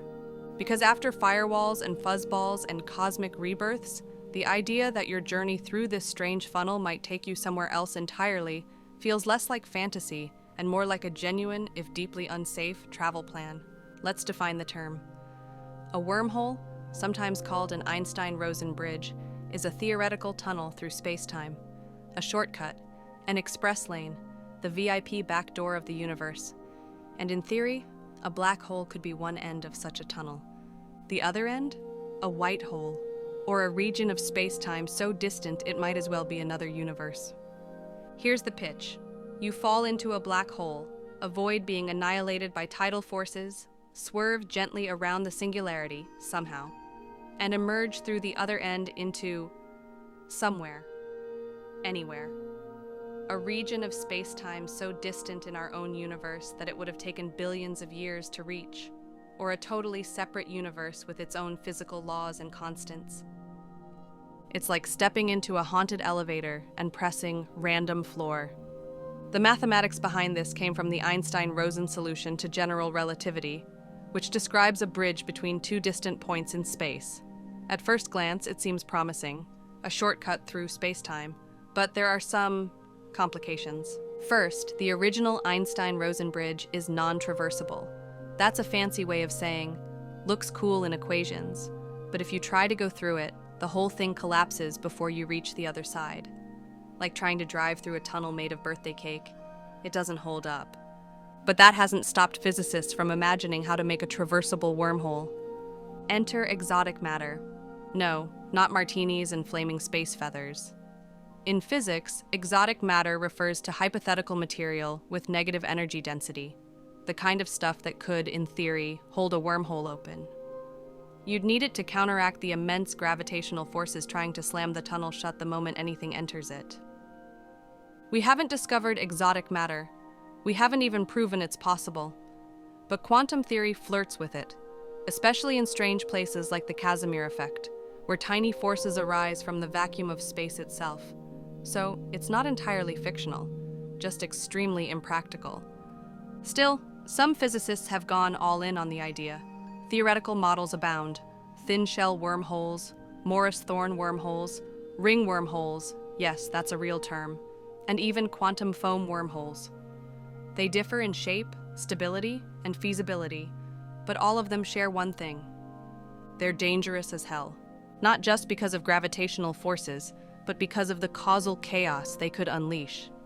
See, if a wormhole connects 2 points in space-time, and you can move through it faster than light would travel through regular space, then you can, at least in theory, use it for time travel. And time travel opens a Pandora's box of paradoxes that makes even black hole physics look polite. What happens if you go back and stop yourself from entering the wormhole? What if you loop endlessly through your own past, sending messages to your former self? What if you create a feedback loop of existence that breaks the very idea of cause and effect? Physicists hate that. So, many have proposed the chronology protection conjecture, an idea championed by Stephen Hawking, that the laws of physics prevent time travel before it can cause trouble. The universe, in other words, has a kind of built-in security system that shuts down wormholes before paradoxes can bloom. Lovely, right? But you, dear traveler, are not concerned with paradoxes anymore. You're concerned with the tunnel you might be falling through. Because, just imagine, what if your black hole hasn't collapsed into a singularity yet?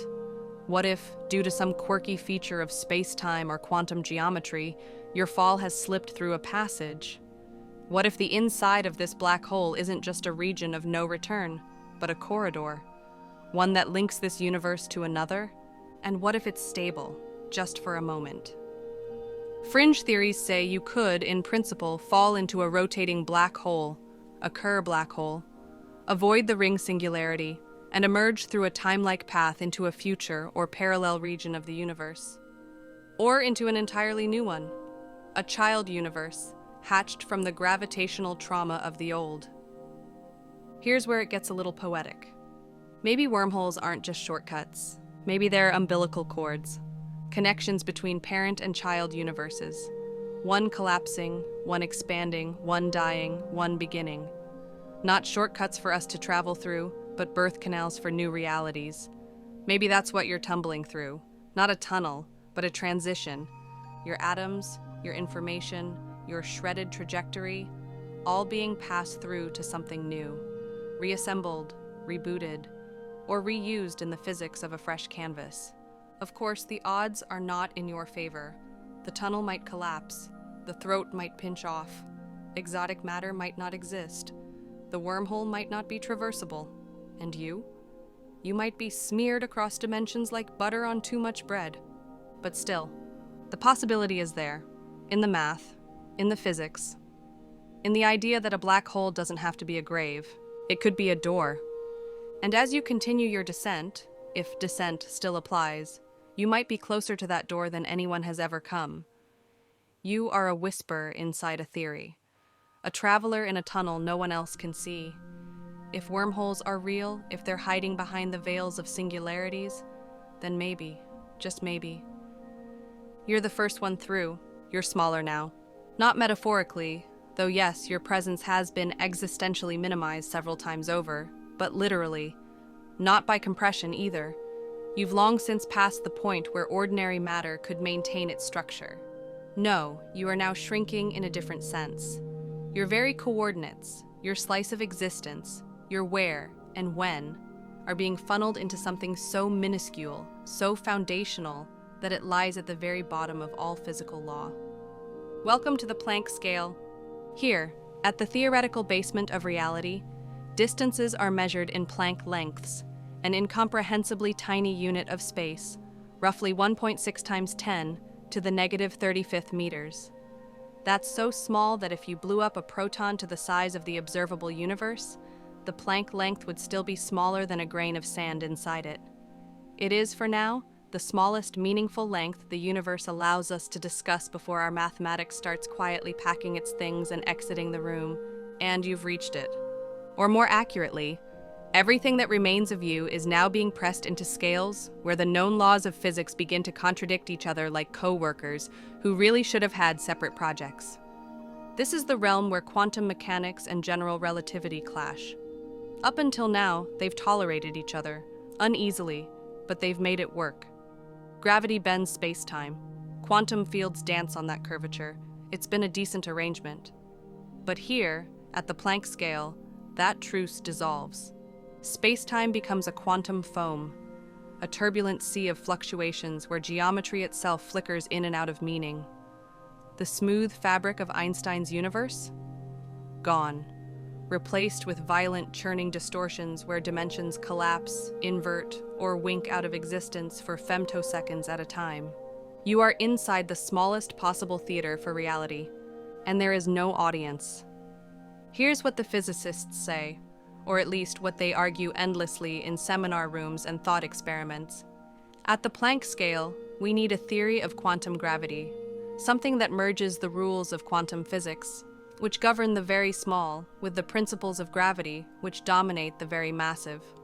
We do not yet have such a theory, but a few candidates jostle for attention. First up, string theory.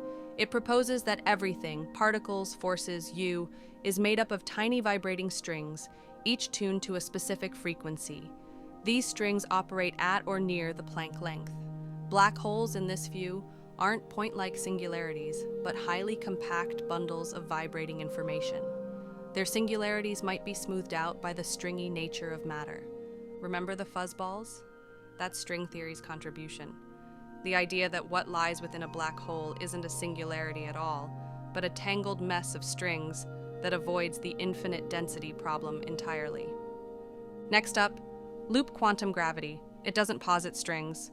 Instead, it says that space-time itself is quantized, made up of discrete chunks or loops.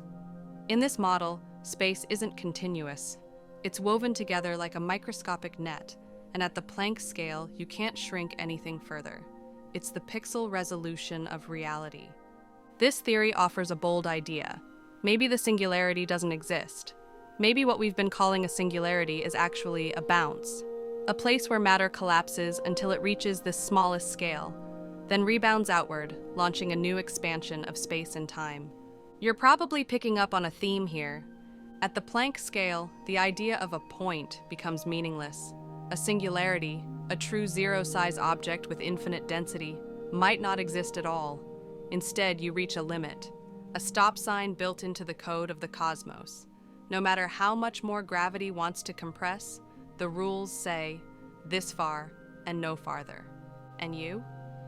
You are now smeared across this boundary, like a mathematical memory. The information you carried, the atomic data, the quantum bits, the ripples of your momentum, is still there. but it's encoded in the weirdest language the universe speaks, Planck scale physics. This is where black hole entropy becomes crucial. Physicist Jacob Bekenstein first suggested that black holes must have entropy, and that their entropy is proportional to the surface area of their event horizon, not the volume inside. Stephen Hawking later refined this idea, leading to the famous Bekenstein-Hawking entropy formula. Translated into plain-ish language, the number of microscopic configurations, or quantum states, a black hole can have is enormous. And every bit of matter that falls in contributes to that tally. You're not erased, you're just counted, stored, cataloged. Somewhere on the horizon, or in the foam, or in the vibrational whisper of a string, you still exist, not as a body, not as a mind, but as a pattern of possibilities.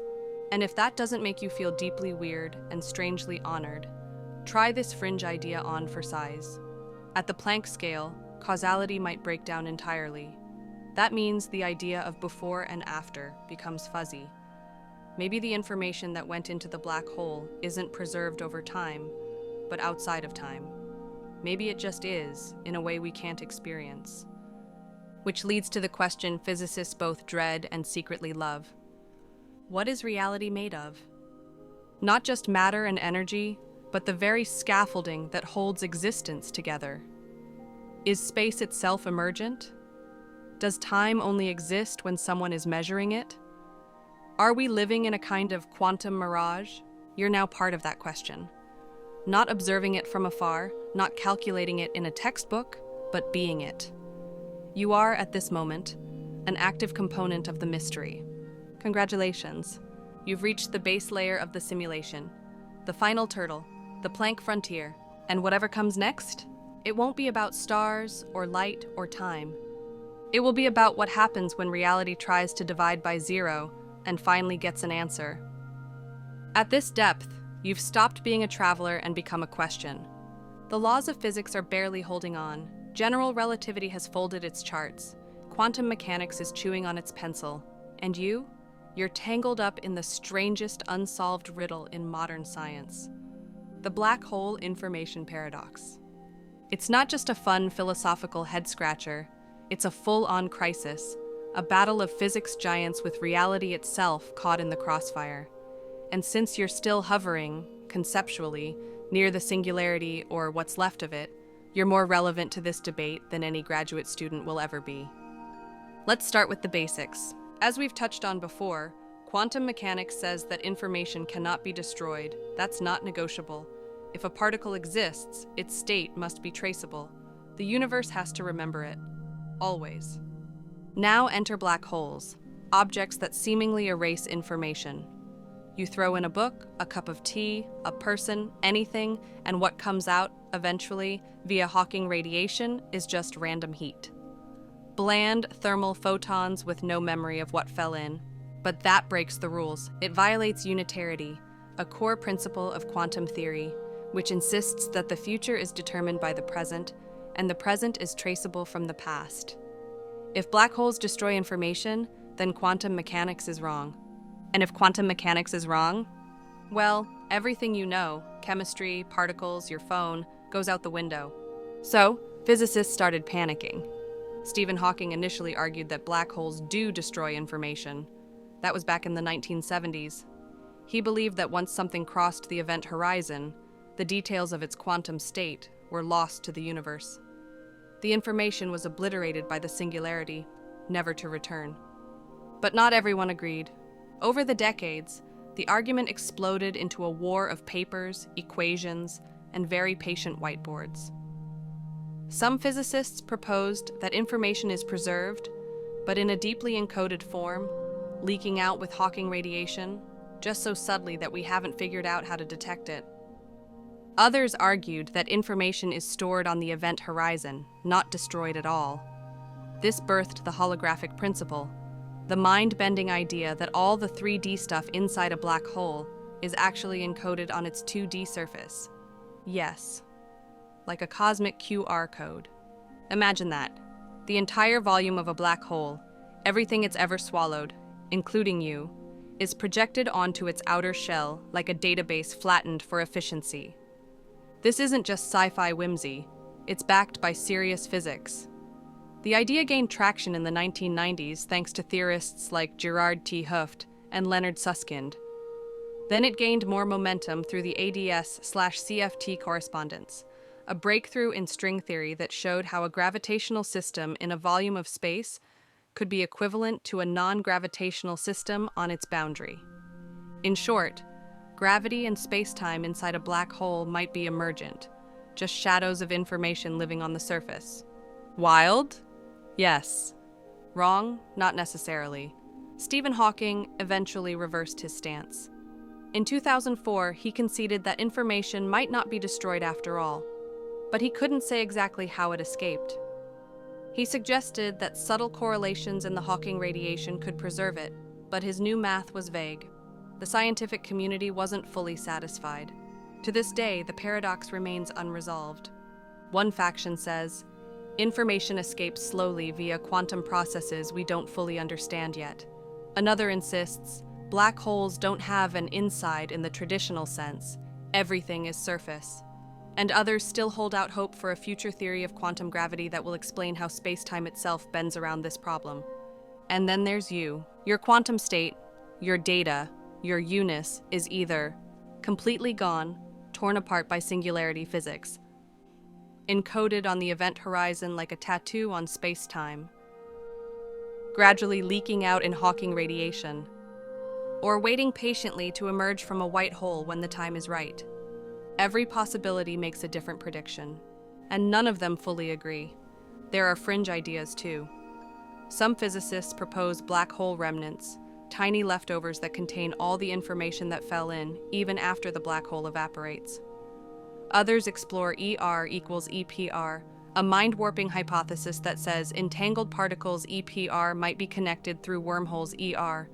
In that view, maybe the inside of a black hole is connected, via entanglement, to the radiation it emits, so information isn't lost, it's entangled.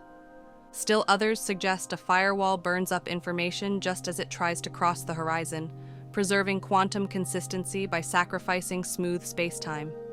We've been here before, back in the territory of flaming paradoxes and theoretical incineration. None of this feels settled, and yet it's oddly comforting. Because no matter how far you've fallen, no matter how small you've become, physics refuses to write you off. You're a variable in an equation somewhere. Your fall is a data point in the universe's most stubborn mystery. Let's ground this a little.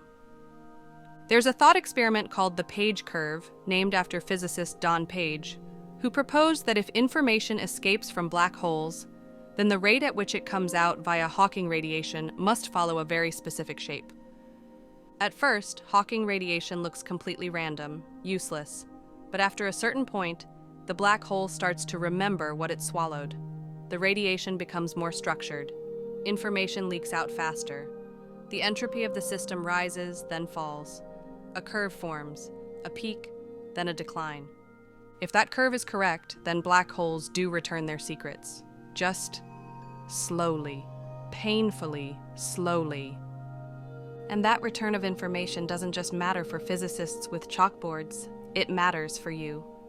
Because it means that everything that ever was, every atom, every idea, every falling astronaut, has a chance to be remembered, not in a mystical way, but in a quantum mechanical, deeply encoded, maddeningly subtle way. You are not lost. You are in some way recoverable, a ghost in the math, a ripple in the Page curve, and maybe, just maybe, a whisper in the next universe over.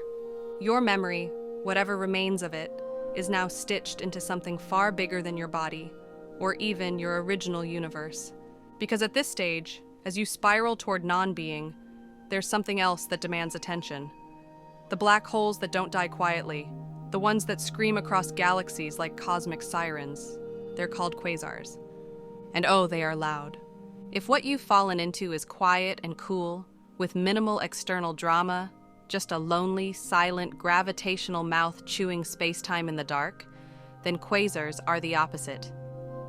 These are the black holes that got hungry, stayed hungry, and never learned how to chew with their mouths closed. Quasars are powered by supermassive black holes, monsters that live in the hearts of galaxies. Millions, sometimes billions, of solar masses packed into a region smaller than a solar system.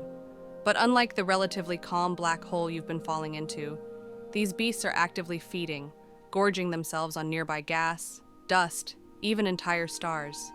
And when they feed, they light up the universe. Here's how it works.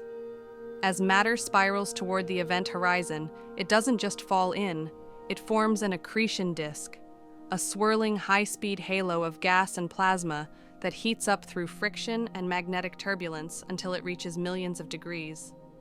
This disk becomes so hot, so energetic, that it emits light across the electromagnetic spectrum, radio waves, X-rays, gamma rays. Some quasars outshine entire galaxies. That's not hyperbole. One quasar, named 3C273, is about 2.5 billion light-years away, and yet it's visible with amateur telescopes. One compact point in the sky, outshining hundreds of billions of stars from across the cosmic abyss. You might be thinking, wait, if nothing escapes a black hole, how can quasars be so bright? The key is that the light isn't coming from inside the black hole. It's from the accretion disk, matter that's still outside the event horizon, still swirling, heating, screaming. Once it crosses that boundary, the light is gone. But right up to that limit, the black hole makes a spectacle of its meals. Historians still argue whether all galaxies went through a quasar phase in their youth, or if only some grew black holes voracious enough to light up the cosmos. Our own galaxy, the Milky Way, has a supermassive black hole, Sagittarius A star, but it's pretty quiet these days. Like a retired heavyweight champion, it mostly sits in the galactic center, muttering to itself and occasionally burping up radiation from stray snacks. But not so long ago, cosmically speaking, it may have been quasar bright too. There's something wonderfully ironic about this. The objects that trap light also create some of the brightest things we can see. Astronomers first spotted quasars in the 1960s as unusual radio sources. At first, no one could believe that something so small in the sky could be so luminous. But as the data came in, the conclusion became clear. We were witnessing the energy of matter being destroyed at near light speed, right on the edge of oblivion. And that edge? That was the feeding zone of a black hole. Here's a fringe curiosity for you. Some quasars produce relativistic jets, narrow beams of particles fired out at nearly the speed of light, perpendicular to the accretion disk. How these jets form is still debated, but magnetic fields and spin play key roles. These jets can stretch across light-years of space, punching holes in intergalactic gas, sculpting galaxy clusters, and seeding the cosmos with heavy elements. Imagine falling into one of those. You wouldn't just be torn apart, you'd be shredded, superheated, spun at relativistic speeds, and then possibly launched out into the universe again in a jet of plasma, moving faster than your taxes during audit season. Not that you'd survive the process, but your particles might become part of the most visible structures in the universe. Little glowing trails, streaking across deep space, carrying bits of star stuff, and maybe a trace of you, with them. But back to your descent. What if the black hole you're inside used to be a quasar? What if it once lit up the universe, but has since gone dormant? Its accretion disk faded, its jets silenced, its once blazing glow now reduced to a whisper of X-rays and ghost light. You're moving through the remains of something ancient, a corpse of glory. There's something humbling in that. Black holes are often imagined as pure destruction, but quasars remind us that they can also be creative forces. Their radiation shapes galaxies. Their jets seed star formation. Their chaotic feeding frenzies stir up the cosmos in ways we still don't fully understand. Some astrophysicists believe that without quasars, galaxies like the Milky Way wouldn't look the way they do, that the interplay between black holes and star formation is essential, that we, our atoms, our planets, may owe our existence in part to ancient black hole tantrums. So maybe your current predicament isn't just about falling into nothingness. Maybe you're returning to the source. There's an open debate about how supermassive black holes form in the first place. Do they start as regular black holes and grow slowly over time, devouring gas and stars like slow-motion Pac-Men? Or do they form in some special early universe process, direct collapse behemoths seeded by exotic physics? We don't know, not yet. But what we do know is that quasars, and the black holes that power them, have been shaping the visible universe for billions of years. They're not fringe players, they're central to the cosmic narrative. And now, so are you. You're deep inside one of the most powerful objects ever conceived. You've slipped past the horizon, through the arguments and paradoxes, into the place where light once screamed its final breath. And even now, long after the glow has faded, the story of that light, the jets, the disk, the searing heat, echoes around you. You are part of its history, its future, its quiet, rumbling heart. And maybe, just maybe, part of whatever it becomes next. You've met the monsters of the cosmos, quasars that burn like galactic lighthouses, jets that hurl matter across space like angry scribbles on the fabric of time. You've felt the singular pull of gravity's final chapter. So now, let's turn the lens inward, way inward. Let's ask a question that is, by all measures, both brilliant and insane. Could you build a black hole? Yes, you, with enough time, tools, mass, and a total disregard for zoning laws. The short answer is, technically yes. The long answer is, why would you ever? But let's entertain it, for science. To create a black hole, all you need is mass, a lot of it. But more importantly, you need to compress that mass into a small enough volume. Once the escape velocity at the surface of your object exceeds the speed of light, you've got yourself a black hole. No light out, no return trips. Let's do a little mental math. To turn Earth into a black hole, you'd need to compress the entire planet, oceans, continents, Wi-Fi routers, down to the size of a marble. About 1.75 centimeters across. Not a great vacation destination, but it gets the job done. The sun, that would need to be squeezed into a sphere about 6 kilometers in diameter. That's roughly the size of a small city. Take 99.9% of the solar system's mass, roll it into a ball the size of Manhattan, and voila, black hole. But say you don't have a star lying around. Maybe you're working on a budget. Well, good news. Mass isn't the only path. You could, in theory, create a black hole using energy. Thanks to Einstein's E equals mc squared, energy and mass are interchangeable. So with enough energy, focused into a small enough space, you could create conditions where space-time curves into itself. This leads us into the domain of micro-black holes. These tiny, theoretical black holes could be created by compressing energy to ultra-high densities, perhaps in a particle collider. In fact, this idea made headlines back in 2008 when CERN's Large Hadron Collider switched on. Some doomsayers warned that smashing particles at near light speed could create mini black holes that would destroy the Earth. Spoiler, it didn't. The theory behind micro-black holes comes from speculative physics, particularly models involving extra dimensions. If our universe has hidden dimensions, tiny curled-up spaces we can't see, then gravity might be stronger at small scales than we expect. That means creating black holes might require less energy than standard physics predicts. But even if they were created, they'd be harmless. Tiny black holes would evaporate almost instantly via Hawking radiation, vanishing in a flash far too fast to consume anything, like trying to trap the universe with a soap bubble. Still, the idea lingers. If we could somehow create and contain a stable micro-black hole, it might have uses. It could store vast amounts of energy. It could power future spacecraft. In some extremely speculative sci-fi scenarios, black holes have even been proposed as computers, with logic gates encoded into their geometry. And of course, there's the theoretical crown jewel, black hole propulsion.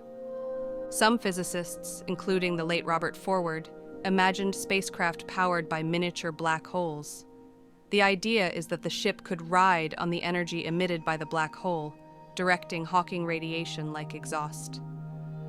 Other models suggest using the black hole's gravity to slingshot a vessel forward, harvesting kinetic energy from its spin via the Penrose process or Blandford-Zanajek mechanism. Yes, those are real things. But here's the catch. Building and controlling a black hole is Well, it's like juggling active volcanoes while standing on a trampoline made of algebra. You'd need technologies we don't have, materials that don't exist, control systems that can manage gravitational fields, radiation, and space-time curvature like you're balancing a hot cup of tea in a wind tunnel. Still, you're probably wondering if it's possible to make a black hole. Is it also possible to accidentally make one? Yes and no. In nature, black holes form all the time, but only in extreme conditions. The deaths of massive stars, collisions between neutron stars, the early chaos of the Big Bang. There's no everyday version of a black hole spontaneously forming in your neighborhood. The gravity on Earth simply isn't strong enough, and the density required is too extreme. But there's a weird exception. If you could somehow gather enough mass in one place, even normal mass, and keep it still, it would collapse under its own gravity. This is called the Jeans instability, a concept from astrophysics that explains how clouds of gas collapse to form stars. In principle, if you gather enough dust, keep it cold, and wait long enough, you might start the chain reaction that ends in a black hole.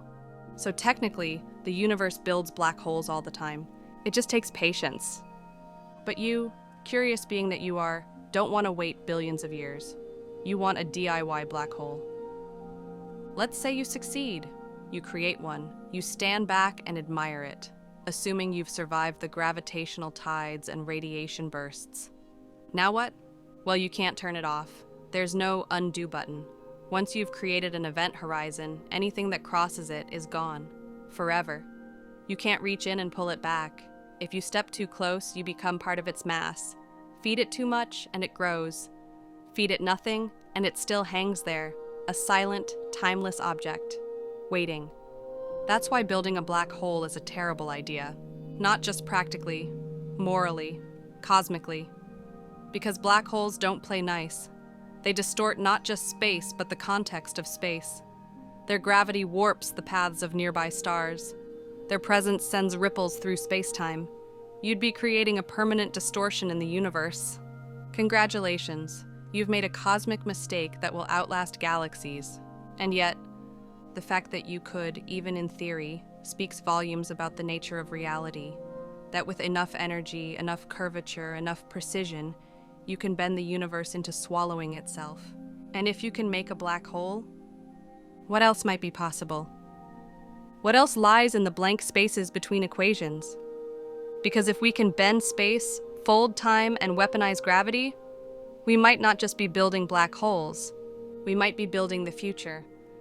The black hole you fell into, a quiet one, a non-quasar, one of the shy and silent kind, seemed eternal when you crossed its horizon. Infinite in its pull, permanent in its silence. But here's the twist. Black holes die, slowly, quietly, but inevitably. This idea first emerged not with a bang, but with the scratch of chalk and the uncomfortable intersection of physics' two most reluctant roommates, quantum mechanics and general relativity. In the 1970s, Stephen Hawking asked a question that very few were ready to hear. What happens to a black hole at the quantum level? The answer was unsettling. Contrary to everything we once believed, black holes aren't completely black. They radiate, very faintly, but persistently. This phenomenon, now known as Hawking radiation, means that black holes lose mass over time. The larger they are, the slower they leak. The smaller they get, the faster they evaporate. And eventually, they vanish. Let's break it down. In the vacuum of space, particles are constantly popping into existence in pairs, particle and antiparticle, only to annihilate each other instantly. These are called virtual particles, and they're allowed by quantum mechanics as long as they disappear fast enough not to break the energy bank. But near a black hole's event horizon, something peculiar happens. One of the particles in a virtual pair may fall in, while the other escapes. If the escaping particle makes it to freedom, it becomes real, and the black hole loses a tiny bit of mass in the process. Over time, this process repeats, like a leaky faucet from the darkest depths of physics. And here's the spooky part. The black hole doesn't just lose mass. It loses energy, entropy, and, depending on who you ask, maybe even information. This is the universe's ultimate slow burn. It's not dramatic. It doesn't involve explosions or accretion disks. It's not even hot in the way stars are hot. In fact, the temperature of a black hole is inversely proportional to its mass. That means big black hole equals very cold. Small black hole equals hot. Tiny black hole equals very hot. A stellar mass black hole might emit radiation at just fractions of a degree above absolute zero. Not exactly a sunburn risk, but as it shrinks, the temperature rises, faster, hotter, until the final moments arrive. And those final moments, they're brief, violent, and bright. If Hawking's predictions are correct, then when a black hole gets small enough, it undergoes a thermal runaway, a feedback loop of radiation and shrinking until it evaporates completely in a blinding flash of high-energy photons. Gamma rays, X-rays, particles, an outburst of everything it ever was, condensed into one final scream. This death is called a black hole explosion. We've never seen one, but many astrophysicists believe they may be detectable. Some have even suggested that mysterious high-energy bursts in deep space, like certain gamma-ray bursts, could be the deaths of primordial black holes from the early universe, evaporating now after billions of years of slow leaking. Primordial black holes are hypothetical, mind you, born not from stars, but from density fluctuations in the young universe, mere fractions of a second after the Big Bang. Tiny ones that could have formed with the mass of a mountain or a building or a grain of sand. And now? If they exist at all, they'd be in their final death throes, bursting into nothing in lonely corners of the cosmos, their entire mass turned into radiation in the blink of an eye. It's strange, isn't it? That something so massive, so final, so inescapable could just end. Not with a hole left behind, not with an eternal corpse, but with nothing. No remnant, no scar. Just a final whisper of heat, a light that says, "I was here." Some fringe theories suggest there might be black hole remnants, tiny, stable leftovers that don't evaporate entirely. Maybe they store the information that was once thought lost. Maybe they're the universe's recycling bins. But mainstream physics hasn't found evidence for them. The equations, for now, still suggest gone is gone. And if that's true, then somewhere far in the future, farther than your mind can stretch, black holes will be the last things left. All stars will have died, galaxies will have faded, planets will be dust, atoms will be scattered, and the universe will be a dark, cold sea of black holes slowly leaking their final energy. It's called the black hole era, and it's projected to last for 10 to the 100 years. That's a Google of years, a number so large your brain will rebel against it. But even that era will end. And when it does, there will be no stars, no planets, no heat, no light, just silence, just nothing. And here's where it gets philosophical, because black holes are often portrayed as the end of things, the end of stars, the end of matter, the end of time and space as we know them. But in their death, they become the last storytellers. Their Hawking radiation carries traces of their past. Their explosions scatter the final pages of their cosmic autobiography into the void. And the end of the black hole might be the final event in the universe, the last flicker before the eternal darkness. Unless, of course, it's a beginning. Some physicists have proposed that the final explosion of a black hole might do more than end. It might trigger, like a spark in the dark, like a match in a vacuum, like the Big Bang itself. What if the last breath of a black hole seeds a new universe? What if every evaporating black hole in the far future is not dying, but giving birth? No evidence yet, just equations, ideas, hopes. But it would be beautifully cyclical, wouldn't it? Stars form, collapse, black holes form, evaporate, and from that last whisper of light, a new universe begins. You are part of that whisper now. Part of a slow death that might, in some future not ours, ignite something new. And that's the deepest irony of all. The thing that swallowed everything might also be the thing that restarts it all. And so, at last, we arrive. Not at an end, because black holes don't really end the way we want them to. They linger, they leak, they flicker, They whisper their way out of existence. But here, at the edge of all reason, all time, and all known physics, we arrive at a kind of event horizon of understanding. Beyond this point, there be dragons, or maybe just equations no one agrees on. Let's pull back for a moment. You've fallen from the observable universe into a region where the rules were rewritten. You've passed through the calm before the collapse, felt the tidal stretch of space-time, drifted through the ring of a spinning black hole, been grazed by the theoretical firewall, brushed the fuzz of quantum strings, and nosedived into the seething foam at the Planck scale.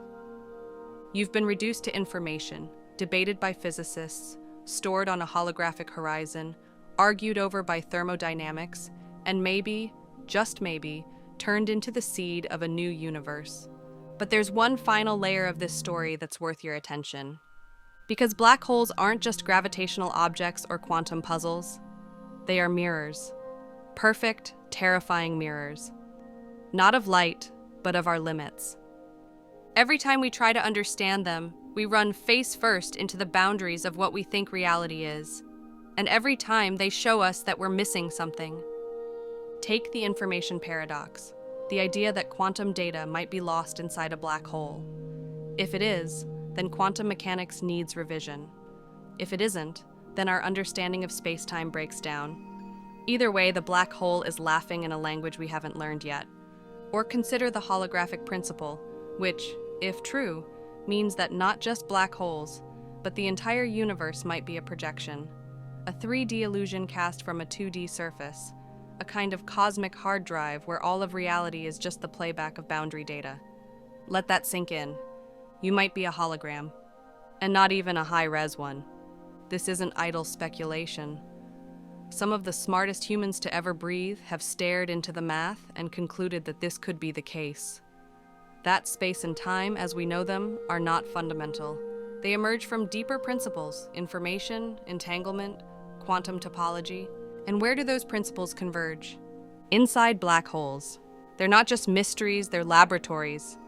No, more than that, they're gateways to new physics, to theories that go beyond our current limits. And still, we can't see them directly.